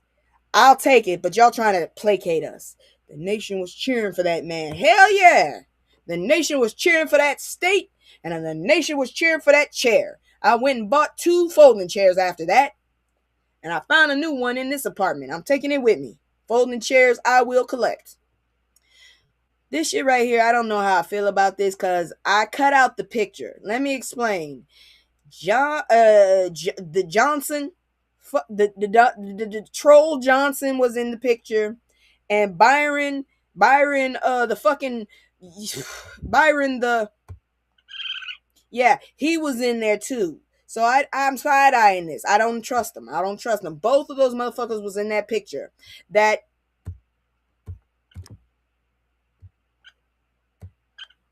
and the fucking troll. So I don't know how to feel about this. So the U.S. House just officially renamed the press gallery after Frederick Douglass. And yes, that's a real plaque inside the Capitol now, overlooking the interest like, y'all better write the truth. I don't know. And listen, this wasn't some one party stunt. It was bipartisan, led by Byron Donalds. He's trying. I don't trust him. And backed by Representative Steve Horsford with Speaker Mike Johnson, yeah, that bitch, showing up for the dedication ceremony. I don't trust none of these motherfuckers. Here's why it hits. Douglass wasn't just a famous abolitionist speaker. He was literally part of the press story. Reuters notes he became the first black member of the Congressional Press Corps and held credentials in 1870s. But yet you harass and beat up our press now, you bitches. Anyways, Douglass also covered congressional proceedings during the Civil War era, meaning he wasn't just outside shouting at power. He was inside watching power, reporting on it. And the timing, Black History Month, and also tied to Black History milestones being acknowledged nationally. Now, I'm going to say this. Naming a room doesn't fix the country, but symbolism still matters when it's placed in the same building where Douglass once had the fight to just be seen as a human. A press gallery named after Frederick Douglass is a reminder that press is supposed to hold power and accountability, not cuddle it. But still, I'm side-eyeing the motherfuckers that did it. So if you're a journalist sitting in those seats, that plaque is basically saying, don't you dare lie in here, like they've been doing. CBS. I'm just saying. All right, so now we gonna talk about fashion history, fashion news. And I get to use my new transition, so check it out.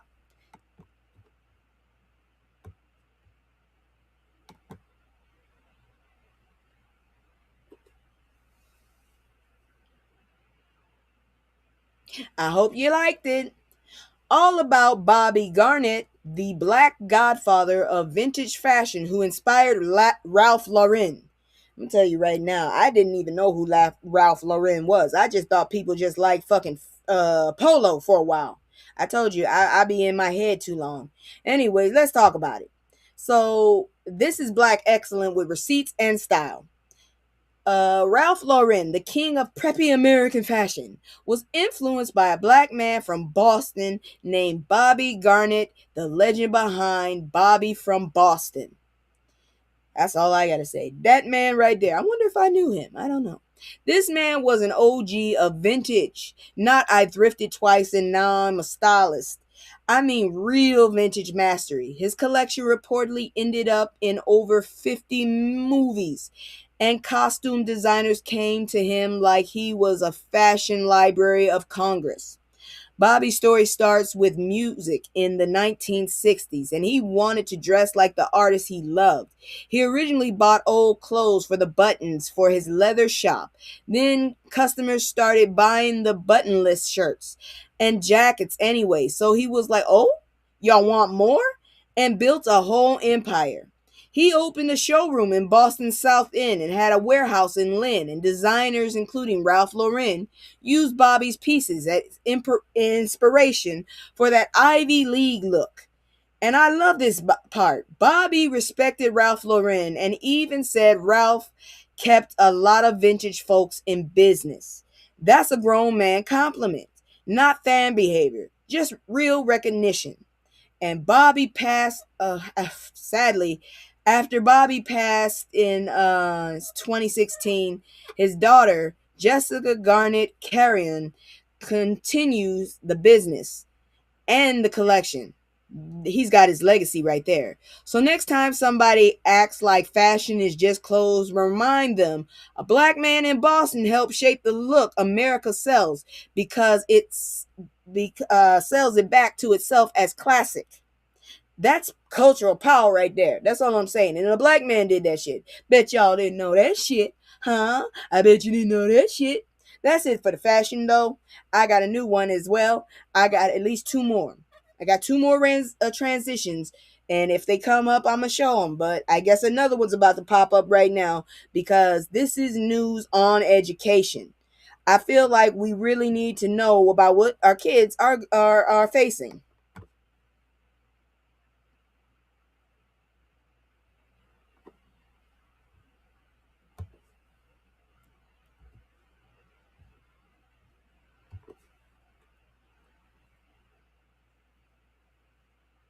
So Morehouse inaugurated Dr. F. Du Bois Bowman as its 13th president during Founders Week, and the theme is basically leadership with backbone. He's a Morehouse alum, class of 92, and a public health leader, biostatistician. He officially began his tenure July 15, 2025, and now the school is ceremonially marking the new era with full tradition and full purpose.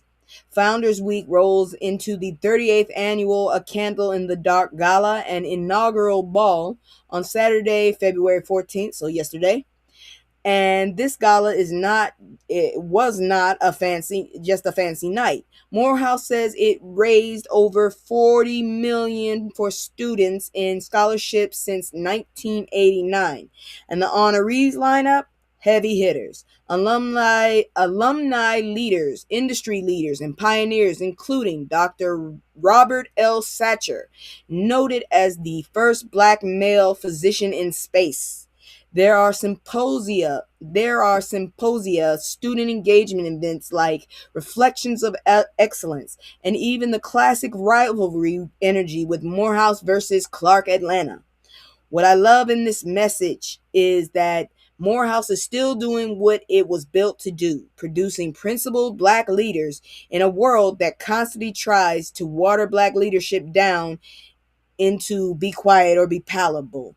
Nah, Morehouse said steadfast, honest, true. And that's the energy. That's what we need. And don't make fun of my shit. I know what I'm doing here. Anyways, moving on. Let's talk about this opinion here. What happened to black church? The generational split and the mirror nobody wants. Okay? So this one is deep, and I'm going to keep it real, not preachy. All right?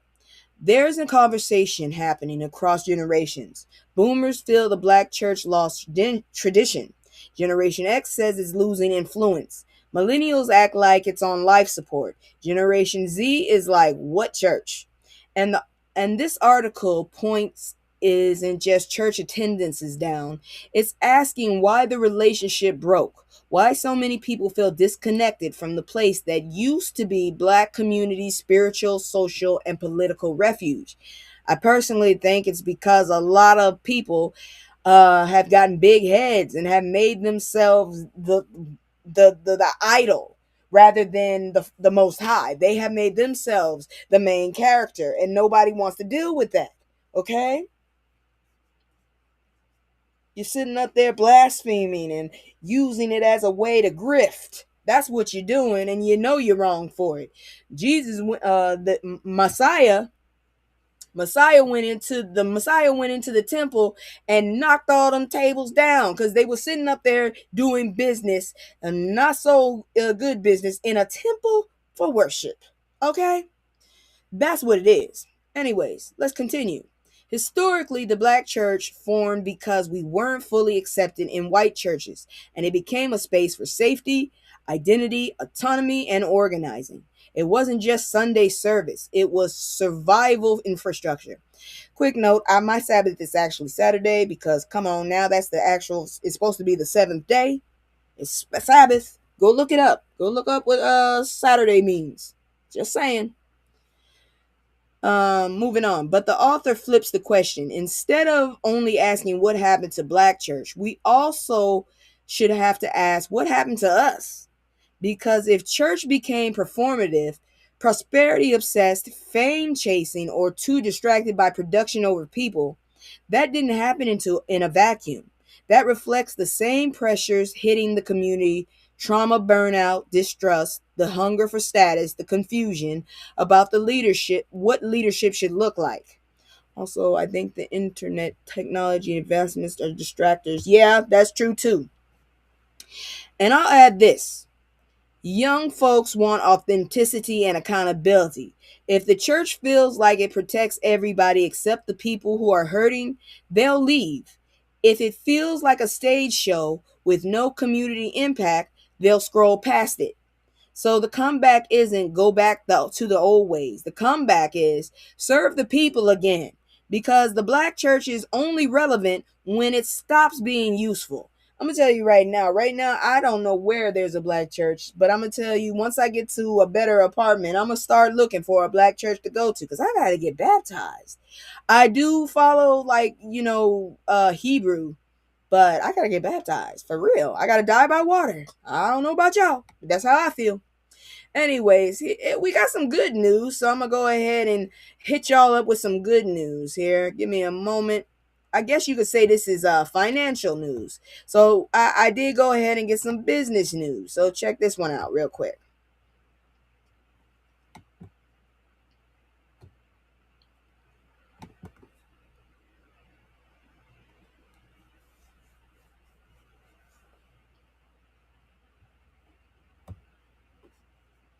How a Black woman's grocery store in Chicago is reclaiming the promise of 40 acres. Man, when I saw that, I had to talk about it. Now, this is what community investment looks like in real life. In Chicago's Austin neighborhood, stop talking about my little will, there's a Black woman-owned grocery store called 40 Acres Fresh Market. And yes, the name is intentional. It's a direct response to the stolen promise of 40 acres and a mule. Owner Liz Abuna asked the exact question that makes the whole story sting and shine. What would it look like if we actually got our 40 acres? I would probably be in a house being harassed by my children as I try to get them to go to sleep as we get up and get ready to do what we do. Anyways, owner Liz Abuna asked the exact question. Okay, here's the part that matters. This market is described as the only fully functioning grocery store in Austin, which means for years people had to travel out of their neighborhood for basic groceries, time, gas, transportation, all of it. Abunad redesigned the building. It used to be a Salvation Army thrift store that felt closed off and turned it into a bright, welcoming space meant to feel like dignity, not scarcity. It looks beautiful, honestly. I would have never known. I think I've been on that street, real talk. Anyways, she came from General Mills. Wait a minute. Okay, yeah. So she understands the operational complexity of grocery, and she's also pushing back on that tired stereotype that Black owned means overpriced or niche. She's aiming for competitive pricing while keeping the dollars circulating in the community, and that's what we need more of. We really do.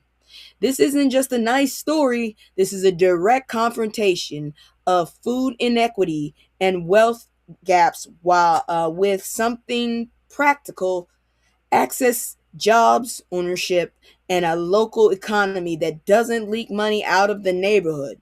That's what 40 acres looks like. In 2026 as well. Not waiting on permission, building the damn store. Now let's keep building. Shit, I wish I had some money to do it. I got another one of those stories for you, another education one. So hold on in a minute. God dang it, I gotta get it up again. I did not do that on purpose.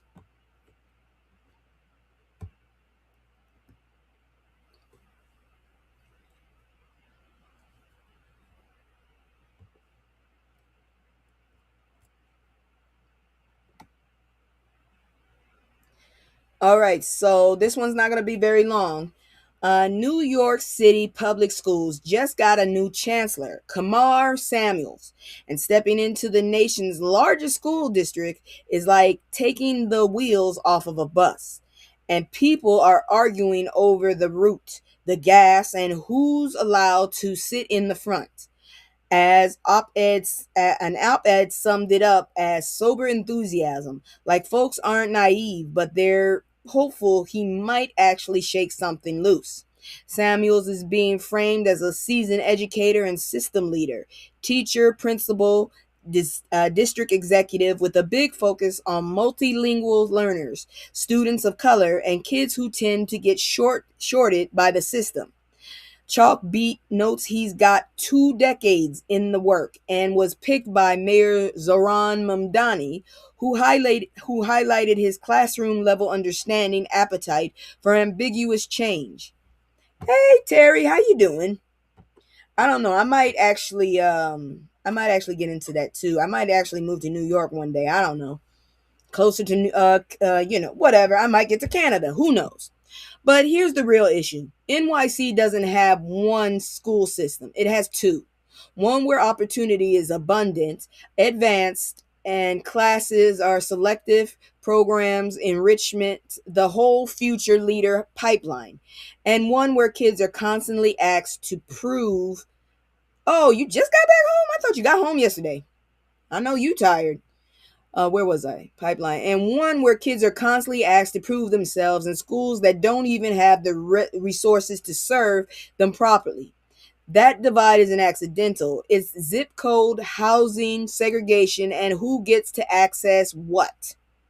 So the question isn't, can he manage? The question is, will he confront the machinery that distributes privilege like it's a members only rewards program? And if he's serious about equity, it won't be cute. People who benefit from the current setup do not give up advantage politely. But the city kids deserve a system designed for all of them, not just the chosen few. God, please let him do what he need to do. I don't want to have to deal with this stupid ass shit. All right, that is it for your business and education news. I'm sorry I didn't put that better. And your fashion. I'm going to be right back. I'm going to do my commercial again. If you like what I'm doing or you have something to say, go ahead and hit me up in the comments. I will take attention to it. Once again, I have no problem squabbling up. So, you know what I do. Here's my commercial. I'll be right back. It's just me and the fam. It's just me and the fam. It's just me and the fam. It's just me and the fam. Yeah. It's just me and the fam. See my little tay, that's my hype girl, that's my mascot. No one's go for hours and some hours till we pass out. Stay inside the house, turned up with them racks out. Stay inside the house, turn. Sorry about that. Anyways, here we go. So when I saw this story, I felt like, oh, head's still here? Okay. So let's check it out. Chuck D is here for Gene Simmons dismissing hip-hop from Rock Hall. He says this every 3 years. And if you gonna be on his ass, I'm gonna be on his ass too then. Let's talk about it. Okay, so Gene Simmons from Kiss is back on his regular schedule. Every few years, he pops up like a raccoon in the trash can yelling, hip-hop don't belong in the Rock Hall. And Chuck D basically responded like, sir, you're predictable. Chuck D's point is slick and accurate. It's the Rock and Roll Hall of Fame. The rock part is one thing, but the roll, the flow, the soul, the culture motion of it, that's bigger than Simmons wants to admit. I don't know, Gene was still alive. I didn't either. Shit. He don't look good. Weirdo. How's his hair frizzy like that? Watch this motherfucker have some goddamn black in his fucking heritage. Watch that shit. It's always them. Anyways, and Chuck D didn't have to yell. He just reminded folks that the root truth, rock came from black music, rhythm and blues, gospel, jazz. The DNA is black. Hip hop is black too. It's not some random foreign object thrown into the hall. It's literally family. And Simmons tried to defend his ghetto talk later, but the bigger issue is the gatekeeping. Some people love black culture right up until black people and black art start getting honored in the same rooms. So yeah, let Iron Maiden get in if they deserve it, but don't act like Grandmaster Flash being honored is some kind of crime against music. If anything, it's music finally admitting where it came from. Shit. That's all I'm saying. That motherfucker looks horrible. He really looks horrible. Anyways, moving on. Ain't nobody got time for that. You knew I was going to update you on this shit. Now what? I thought it was a dude. I didn't know it was a girl. So anyways, this story is serious, so I'm not going to play with it. Myla Adams, the personal chef who accused Patriots receiver Stephon Diggs of strangulation and misdemeanor assault, put out a statement saying she's trying to correct false narratives, and she emphasized that she's not chasing a settlement. How many things does he have? I could have sworn I reported on a theft of a car. Now this shit? Oh, good grief. Diggs appeared in court February 13th and pleaded not guilty, and his lawyers say they expect him to be fully exonerated once everything is reviewed. What I want to highlight is the part people always try to erase. When a woman speaks up, the internet immediately turns into a circus of she wants money, she's clout chasing, she's lying. Meanwhile, she's saying she reported it through legal channels, and this is trying to protect her reputation as a professional who works with public figures. So here's the grown way to handle this. Let the facts and evidence do what they do in court. And in the meantime, stop treating accusations like entertainment. Because when folks treat violence allegations like gossip, it discourages victims from coming forward, and it also poisons the public's ability to recognize truth when it shows up. How many times did this man go to court, though? That's what I'm trying to figure out. Shit. I could have sworn he was in court for a theft of a sports car. God dang, sir. And if your ass ain't in court for god dang child support, I don't know what else. But speaking of child support, let's talk about somebody else related to you. How about that? Good Lord. Where is it? You shouldn't have been talking shit. Okay, we're going to talk about this, and then we're going to talk about the falling shit, because she didn't fall just once. I watched this heifer fall twice. I'm going to talk about it, because damn it, I have fallen and ran into shit, and my mother has laughed at me. So it is ingrained in my DNA. You fall on your ass, you getting laughed at. So, but first, let's talk about her beef. So DHS targets Cardi B over ICE remarks. She fires back with Epstein references. Oh Lord. Who the hell is that on the damn the social media? Shut your ass up and actually do something that has to do with government. Leave this damn woman alone so she can stay in her damn lane. I can't stand when they do that shit. This ain't got shit to do with you. If you was actually doing your work, you wouldn't have heard her say that shit about y'all. And if you actually was doing your shit, she wouldn't have to say it. So Cardi B told her crowd at a tour kickoff that if ICE shows up, they gon' jump them, and that she had bear mace. It was hyperbole. It was a performance talk, and it was clearly her saying my fans are safe here. But then DHS, yes, the Department of Homeland Security, do you feel safe yet? Because I don't. Hopped on social media when they damn well should be working, and responded like a petty ex, basically referencing Cardi's past admissions about drugging and robbing men when she was stripping. Hello, isn't that what most fucking new age rappers do? They talk about fucking people up, beating the shit out of people, and fucking bitches. Hello, what's the difference? DHS said something like, as long as she doesn't drug and rob our agents. Please, that's what your agents are trying to do to people. They're trying to drag them off. And I'm pretty sure that chemical warfare they're doing on us is drugs. Cardi B clapped back by pointing to the Epstein situation. Essentially, if we're talking about drugging people, why y'all don't talk about that? Drugging them little kids, Now, here's my issue. When federal agencies start tweeting like teenagers, it tells you the whole culture is off. These are the same institutions people depend on for due process and safety. That's why I'm trying to get the fuck out of here. New episode probably this week. I'm probably going to try and push out 2. And safety, and they're in the replies doing stand-up. Motherfucker, how the hell do we have why do we have a government on social media in the first fucking place? That's the shit I need to know. Why the fuck are y'all on social media? Please tell me. Because y'all ain't got no damn business being on fucking social media. Now that I think about it, why the fuck are the Congress people, the president, if you call him that, the felon, and all these motherfuckers that have fucking positions, why are they on social media and not doing their fucking job? Can somebody please tell me? Because my fucking hair is turning white over here on this shit. Ooh, that's the question. Anyways, moving on. Whatever you think about Cardi, the bigger story is government accountability and enforcement practices are under heavy scrutiny. And instead of addressing concerns with seriousness, officials are dunking for likes. That's fucking timeline addictions, bitches. Fuck. Do your damn job. Shit. Because this admin is full of children. Apparently so. Shit. Y'all need the belt to the ass then. Shit.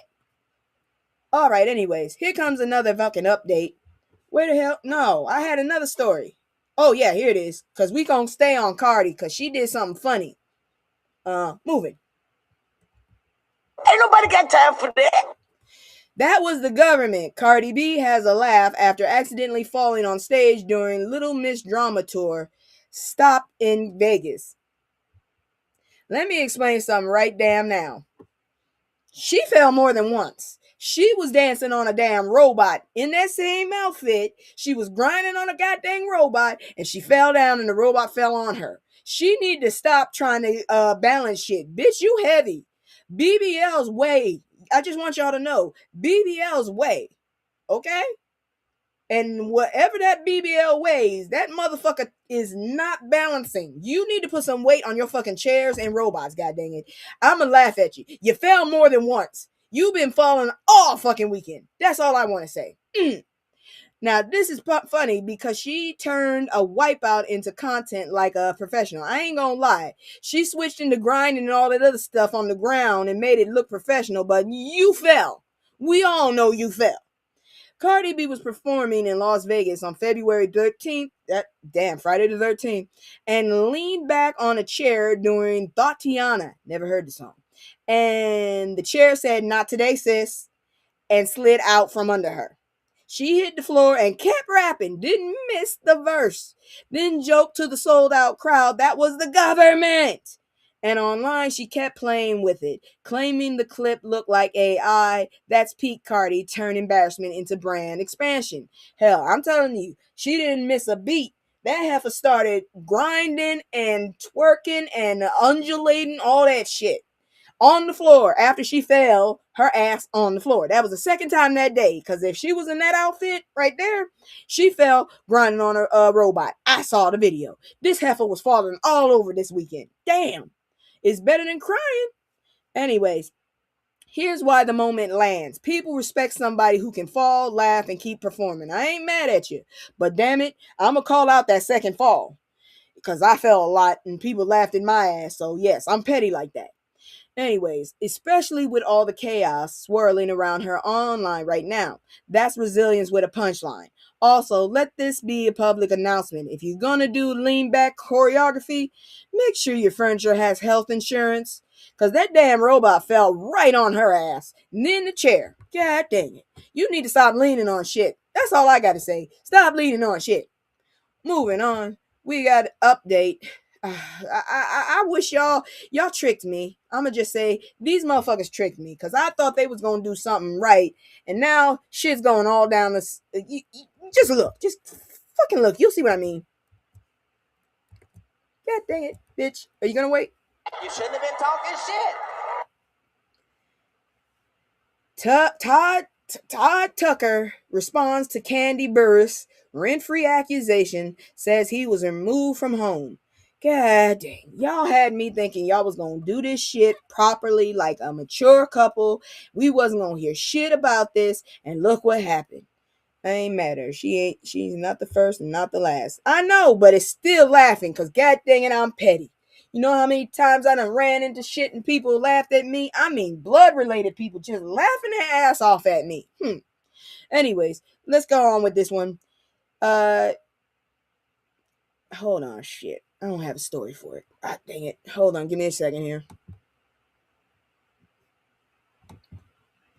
You done fucked over me, chat. Give me a second here.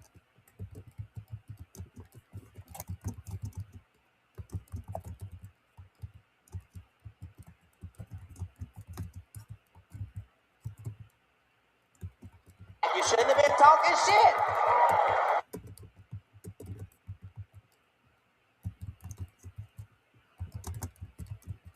It's my hotkeys. Sorry, guys. You shouldn't have been talking shit.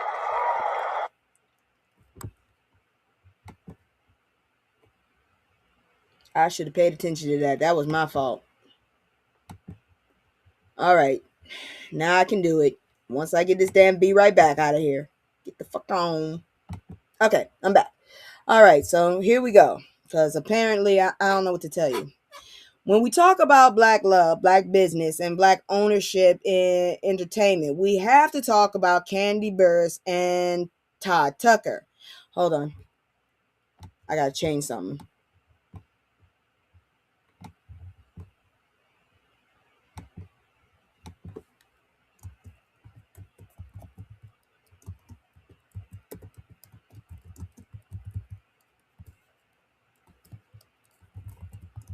Let's get it. Green light, let's get it. Green light, let's Sorry about that. I had to get it right. Uh-oh, my phone blanked out again. It has been struggling since I tried to... Which website was it? That damn Trump one? Girl, I don't know why you went to it. But let's talk about the latest twist in the messy divorce saga between Real Housewife alum Candy Burris and her estranged husband Todd Tucker. And yes, it does involve the internet's favorite phrase, rent-free. In recent court filings, Candy went full on courtroom tea, claiming Todd has been living rent-free in her Atlanta guest house since they separated back in November 2025. Why doesn't he have any property? I feel like if you gonna marry all of y'all, yes, that coupon, girl, you better go and find out if you got a virus on your phone. You probably got a virus, girl. I don't know why you went to that damn website. Ooh. Anyways, let me get back there. In November 2025, according to her documents, the property was her... I thought it was safe. No, it has Drumpf on it. Anything with Drumpf is not safe. I just wanted you to know that. I'm so sorry. Hurry up and go find something like run a scan on your phone and then try to get a virus, something to get the virus off. Because I think you got a virus. That's probably what it is. And also make sure it's not opening like web pages and stuff in the background, because that could be slowing your phone down too. Anyways, according to her documents to the property, was her own before the marriage, and she alleges Todd hasn't paid a single dime towards maintenance, utilities, lawn care, pest control, heck, not even the alarm system. She also fired off that he hasn't contributed financially to their kids, Ace and Blaze, even though he showed up to the birthday parties. Candy says she covered tuition, school supplies, and basically everything else while she's been splitting her time between Broadway rehearsals in New York and family duties back in Georgia. Now Todd is taking that with isn't taking that without responding in his own filing. He admits he's been in the guest house, but claims Candy actually kicked him out of the main house without his consent, saying her family moved his belongings out without a court order. He says he didn't fight it at the time to keep peace for the kids. More than that, Todd argues that financial setup was mutual, telling the judge a shared bank account handed bills before the split, and handled bills, and Candy decided to cover everything herself. So in his view, Candy is now weaponizing their own past arrangement to make him look like a deadbeat. And get this, beyond the rent-free headline, Todd has now filed for temporary primary custody, claiming Candy's frequent New York trips and reliance on third-party caregivers. Yeah, I said that before. And meanwhile, Candy is saying that social media daddy daycare videos don't tell the whole story. This is so messy. So right now, what started as a housing dispute has expanded into a full-blown custody and finance war. A judge is going to have to sort which version of this narrative is actually holds up in court.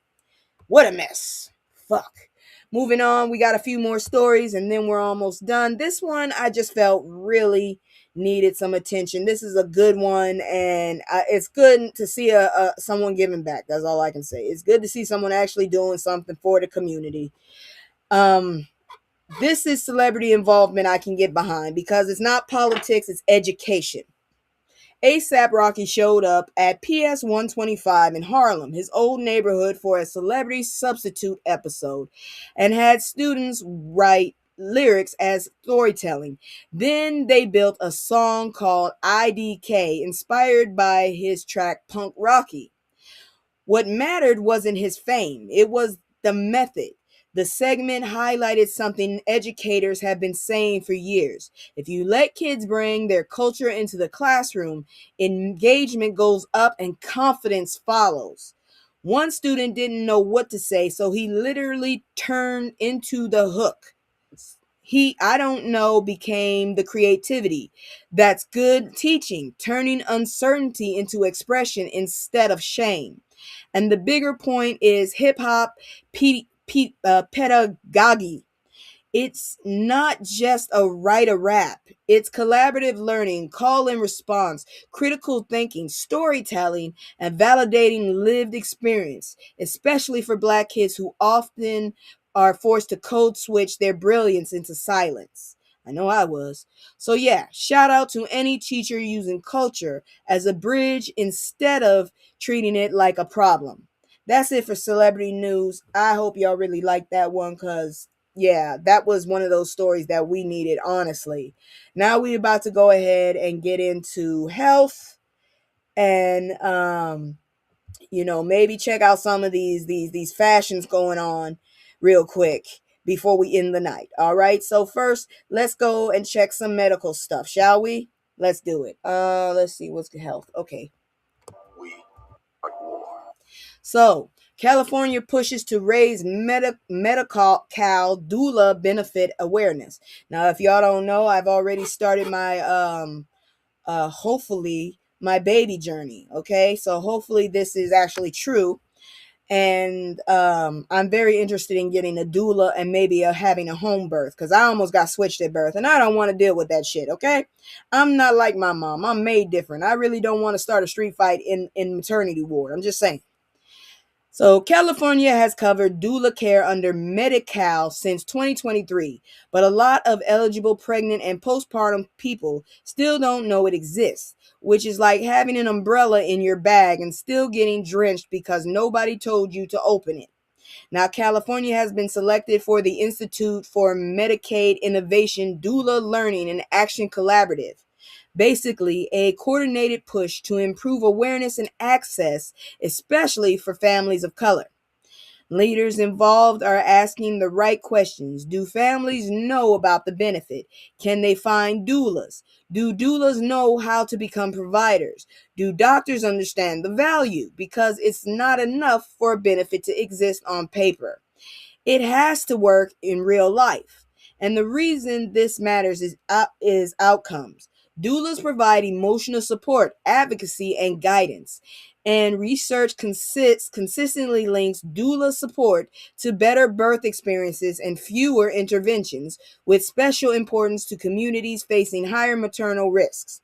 So if you're in the California area, on Medi-Cal is worth asking your providers or plan about the doula benefit, because support shouldn't be a luxury item. Shit, I need to see what Massachusetts is talking about with doulas, because I really don't want to have my baby in the fucking hospital, but I do want to get my child vaccinated. I will do that shit though. Moving on. God dang it. We are at war. All right. So 10 things black and brown women need to know about heart disease. Because, yeah, it's a silent killer. So heart disease is still the leading health threat for women. It kills more than all cancers combined. And yet only 44% of women recognize cardiovascular disease as their biggest health risk. And here's the part that hits us. The American Heart Association has flagged that non-Hispanic black women have some of the highest rates of cardiovascular disease, and major reporting has cited that rate is around 59% for black women. That's fucked up. That's over half, man. Now let's talk about why high blood pressure, diabetes risk, stress load, access gap, and Medicaid bias are things we deal with, okay? Add pregnancy complications, pre-eclampsia, gestational diabetes, and that can raise long-term heart risk too. And since we're doing this as a public service, here's the actionable part without the guilt trip, okay? Yes, it is really high. Shoo. Know your numbers. Know your blood pressure. Know your cholesterol. Know your blood sugar. I need to go know those things. Shit. If you've had pregnancy-related complications, treat that as a heart health flag, okay? Not a past issue, because the past does like to come back and remind us of shit. It really does. And learn hands-only CPR. Women are less likely to receive bystander CPR, and that hesitation can cost lives. We deserve long life, not just survival, and the system won't care more than we do. So we move informed and protected. All right, y'all, take care of your damn health. God dang it. It seriously, nobody else is going to help us.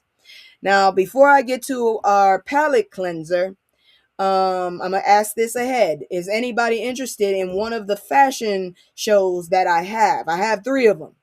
Let me know before I play my last commercial break, because after that, I'm either gonna go fuck off somewhere or we gonna drag some weird ass fashion. Let me know now while I do a little puff puff. Because I only got one story left. If not,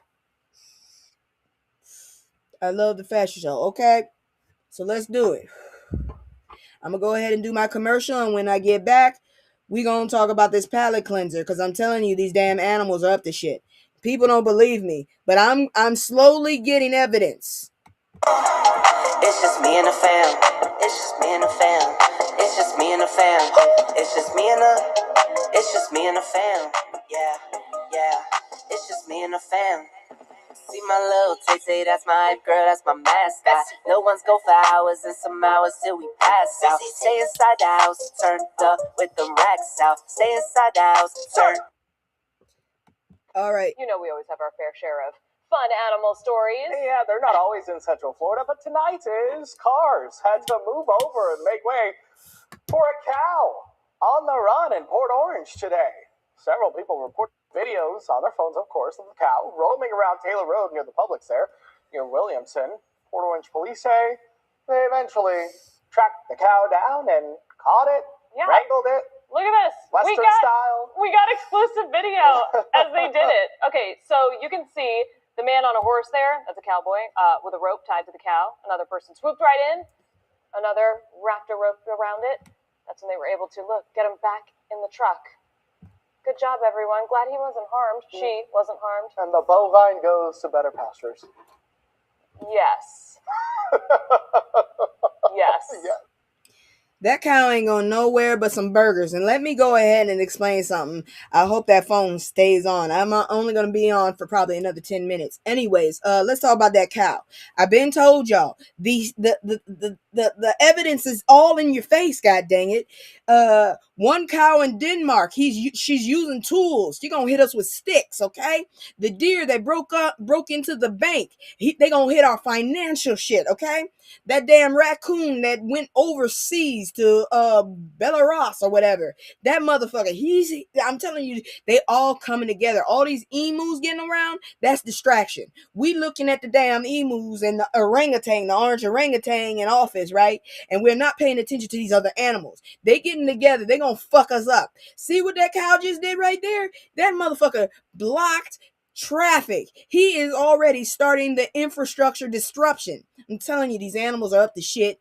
Y'all think I'm joking. These animals are tired of this planet. That's what I'm saying. These motherfuckers about to kick our ass. Y'all think I'm playing until we got a bunch of cows whooping our ass with sticks. I'm just saying, you're going to be so shocked, you ain't going to think about using a force multiplier. So you just going to get your ass mollywopped with a stick by a cow. I'm just saying. These motherfuckers are learning shit. This ain't cute. Y'all think it's cute. The goddamn cat was still in underwear last week, okay? This is all planned. These motherfuckers gonna whoop our asses. You think I'm joking? I'm just letting you know. If we end up getting overtaken by a bunch of damn animals, don't act like I didn't warn y'all. I'm just saying. Don't act like I didn't tell y'all about these motherfucking animals. Cause I'm serious. That shit right there. I'm just saying. It's all there. I'm just saying it's all there. All right, now we're gonna go ahead then and get into some fashion.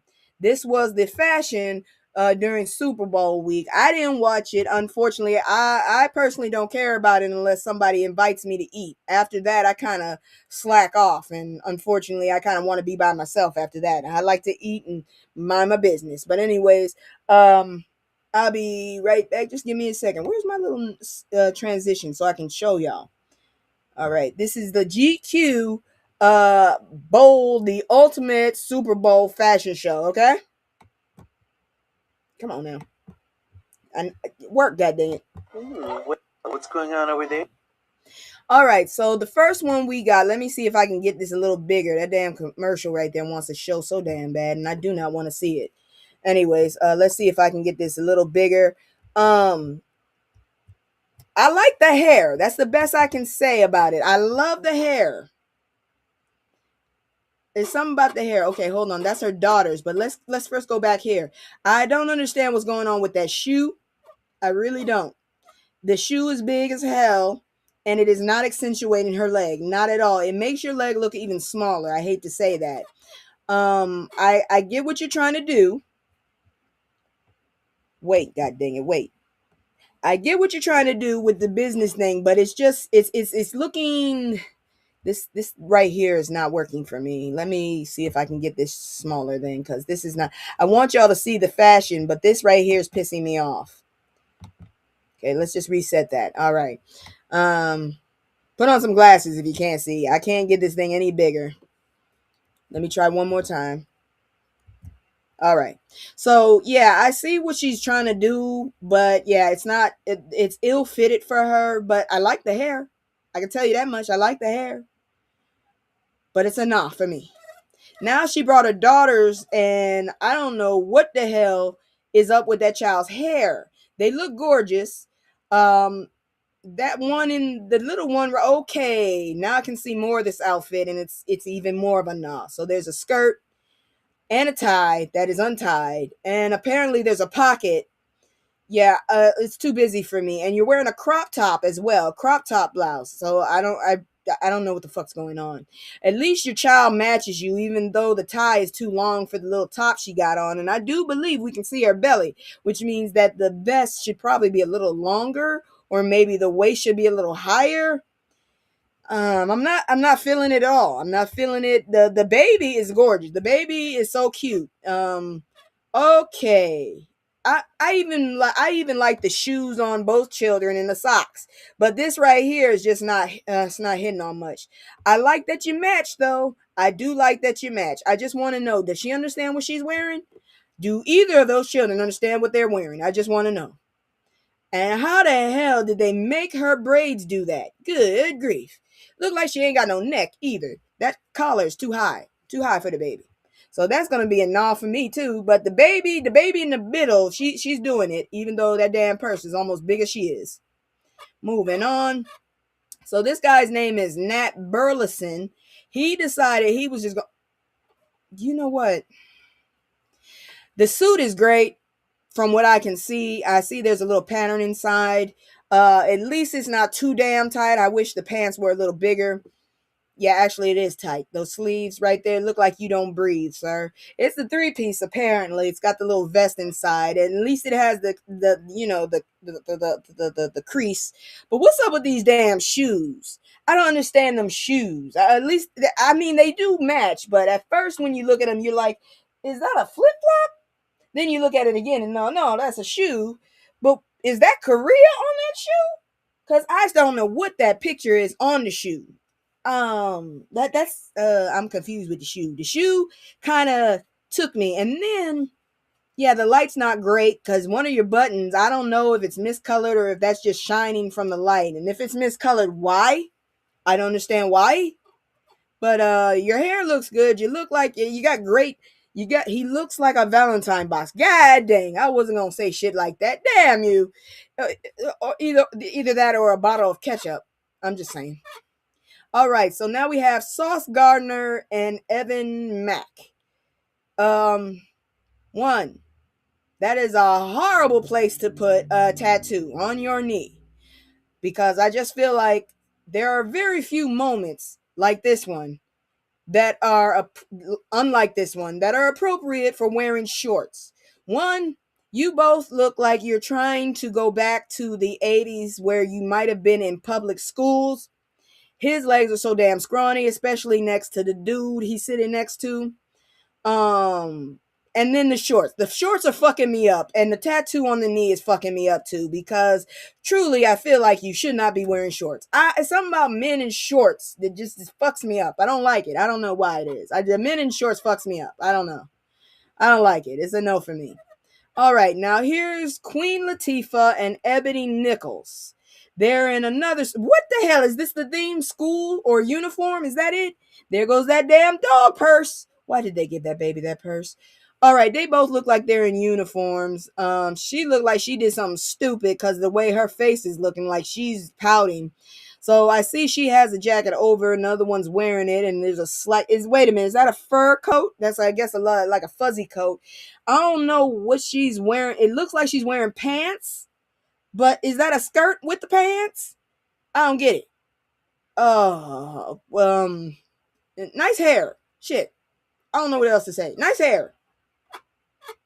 Now this is Ian Brumfield. This must be like a school uniform thing. It must be. So her jacket is, well, I don't know how to feel about this. I need to see what it is like off that jacket because, you know, the hem of the dress and the sleeves are throwing me really the fuck off.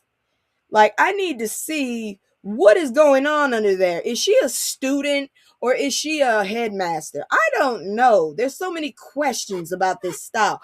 I kind of like it, but I'm still confused because I want to see what the hell does that look like without that jacket over that dress, because I see the sleeves right there, which is fucking me up because they look just like the shawl sleeves. So I don't know how to feel. I wish you had to show me your shoes too while we at it.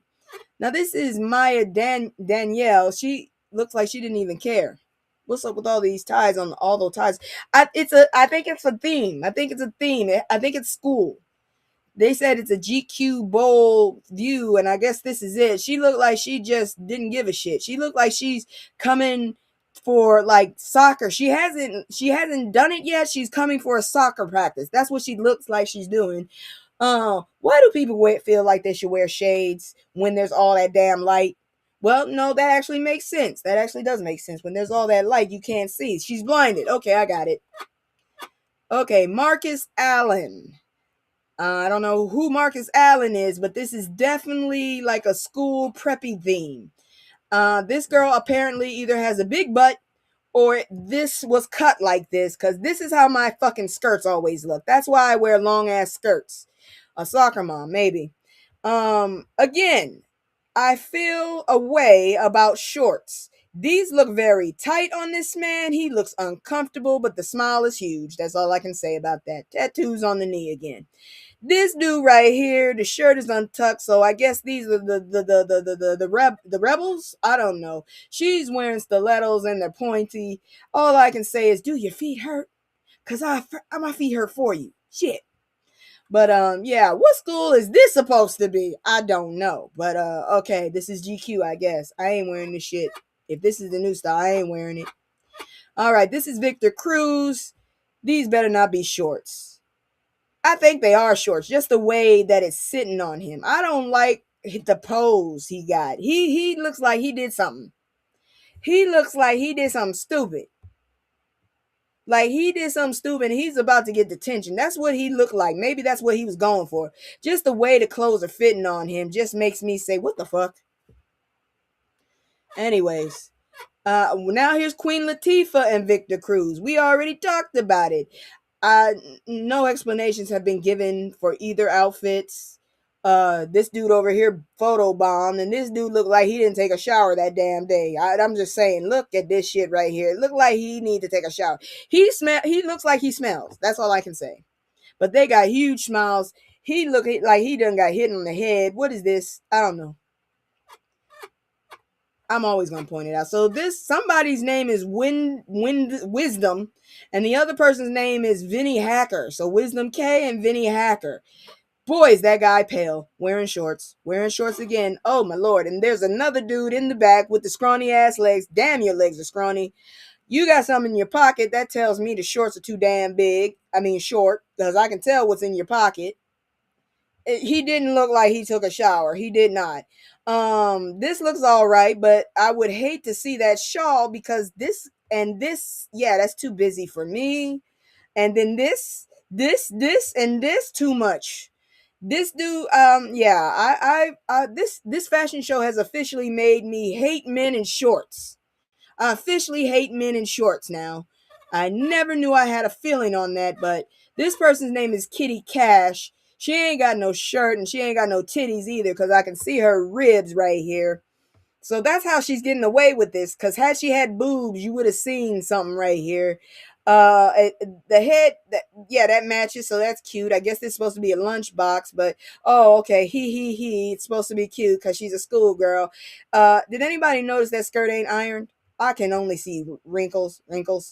And she ain't got no titties. Once again, she ain't got no titties because I can count her ribs. I'm telling you right here. I can count her ribs.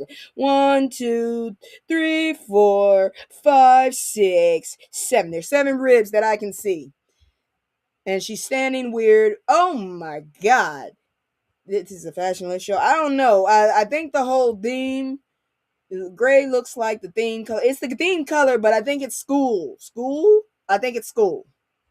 I don't know where the hell she got those shoes, but damn it, why is she standing like that? Like she's ready to jump. I think they scared the shit out of her mid-picture and they took it. This guy's name is Nicky Campbell, and he looks like he's a fucking villain.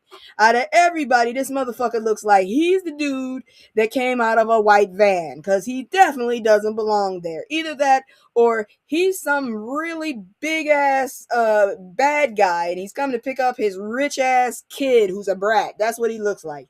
This is what this looks like. Gosh darn it. And I mean, come on now. I don't understand. Can you breathe? It looks like that thing is just like blocking your nose, sir. But nice curls, I guess. And that's it for the fashion. I can finally cut that one off. That's it. I love y'all. I told you I got more stories. God dang it. I wasn't trying to do that. There we go. He's the school phantom. I guess he's the school. All he needs is a top hat and a cane. And damn it, we're doing Sailor Moon all of a sudden. But that's it for the news. Thank y'all so much for hanging with me. I hope y'all take care of each other out in them streets. I'm here if you need me. Once again, don't forget I have a new app. I'm still working on it. And next month, once I get my credits, I can add more stuff. It's called Smoke Talk. It's spelled how it sounds. Go and get an account so I can be friends with you. Anyways, thank y'all so much for coming. Without y'all, I would be nothing. I hope y'all have a great night. I'm about to go see if I can get some food or something.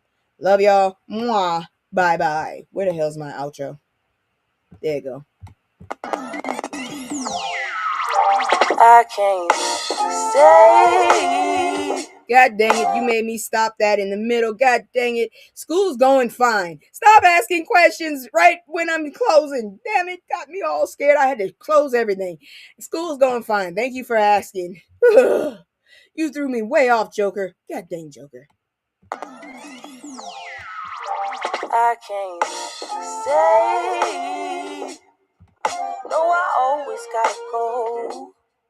Playing house, this ain't a home with my soul. On the road, I can't stay.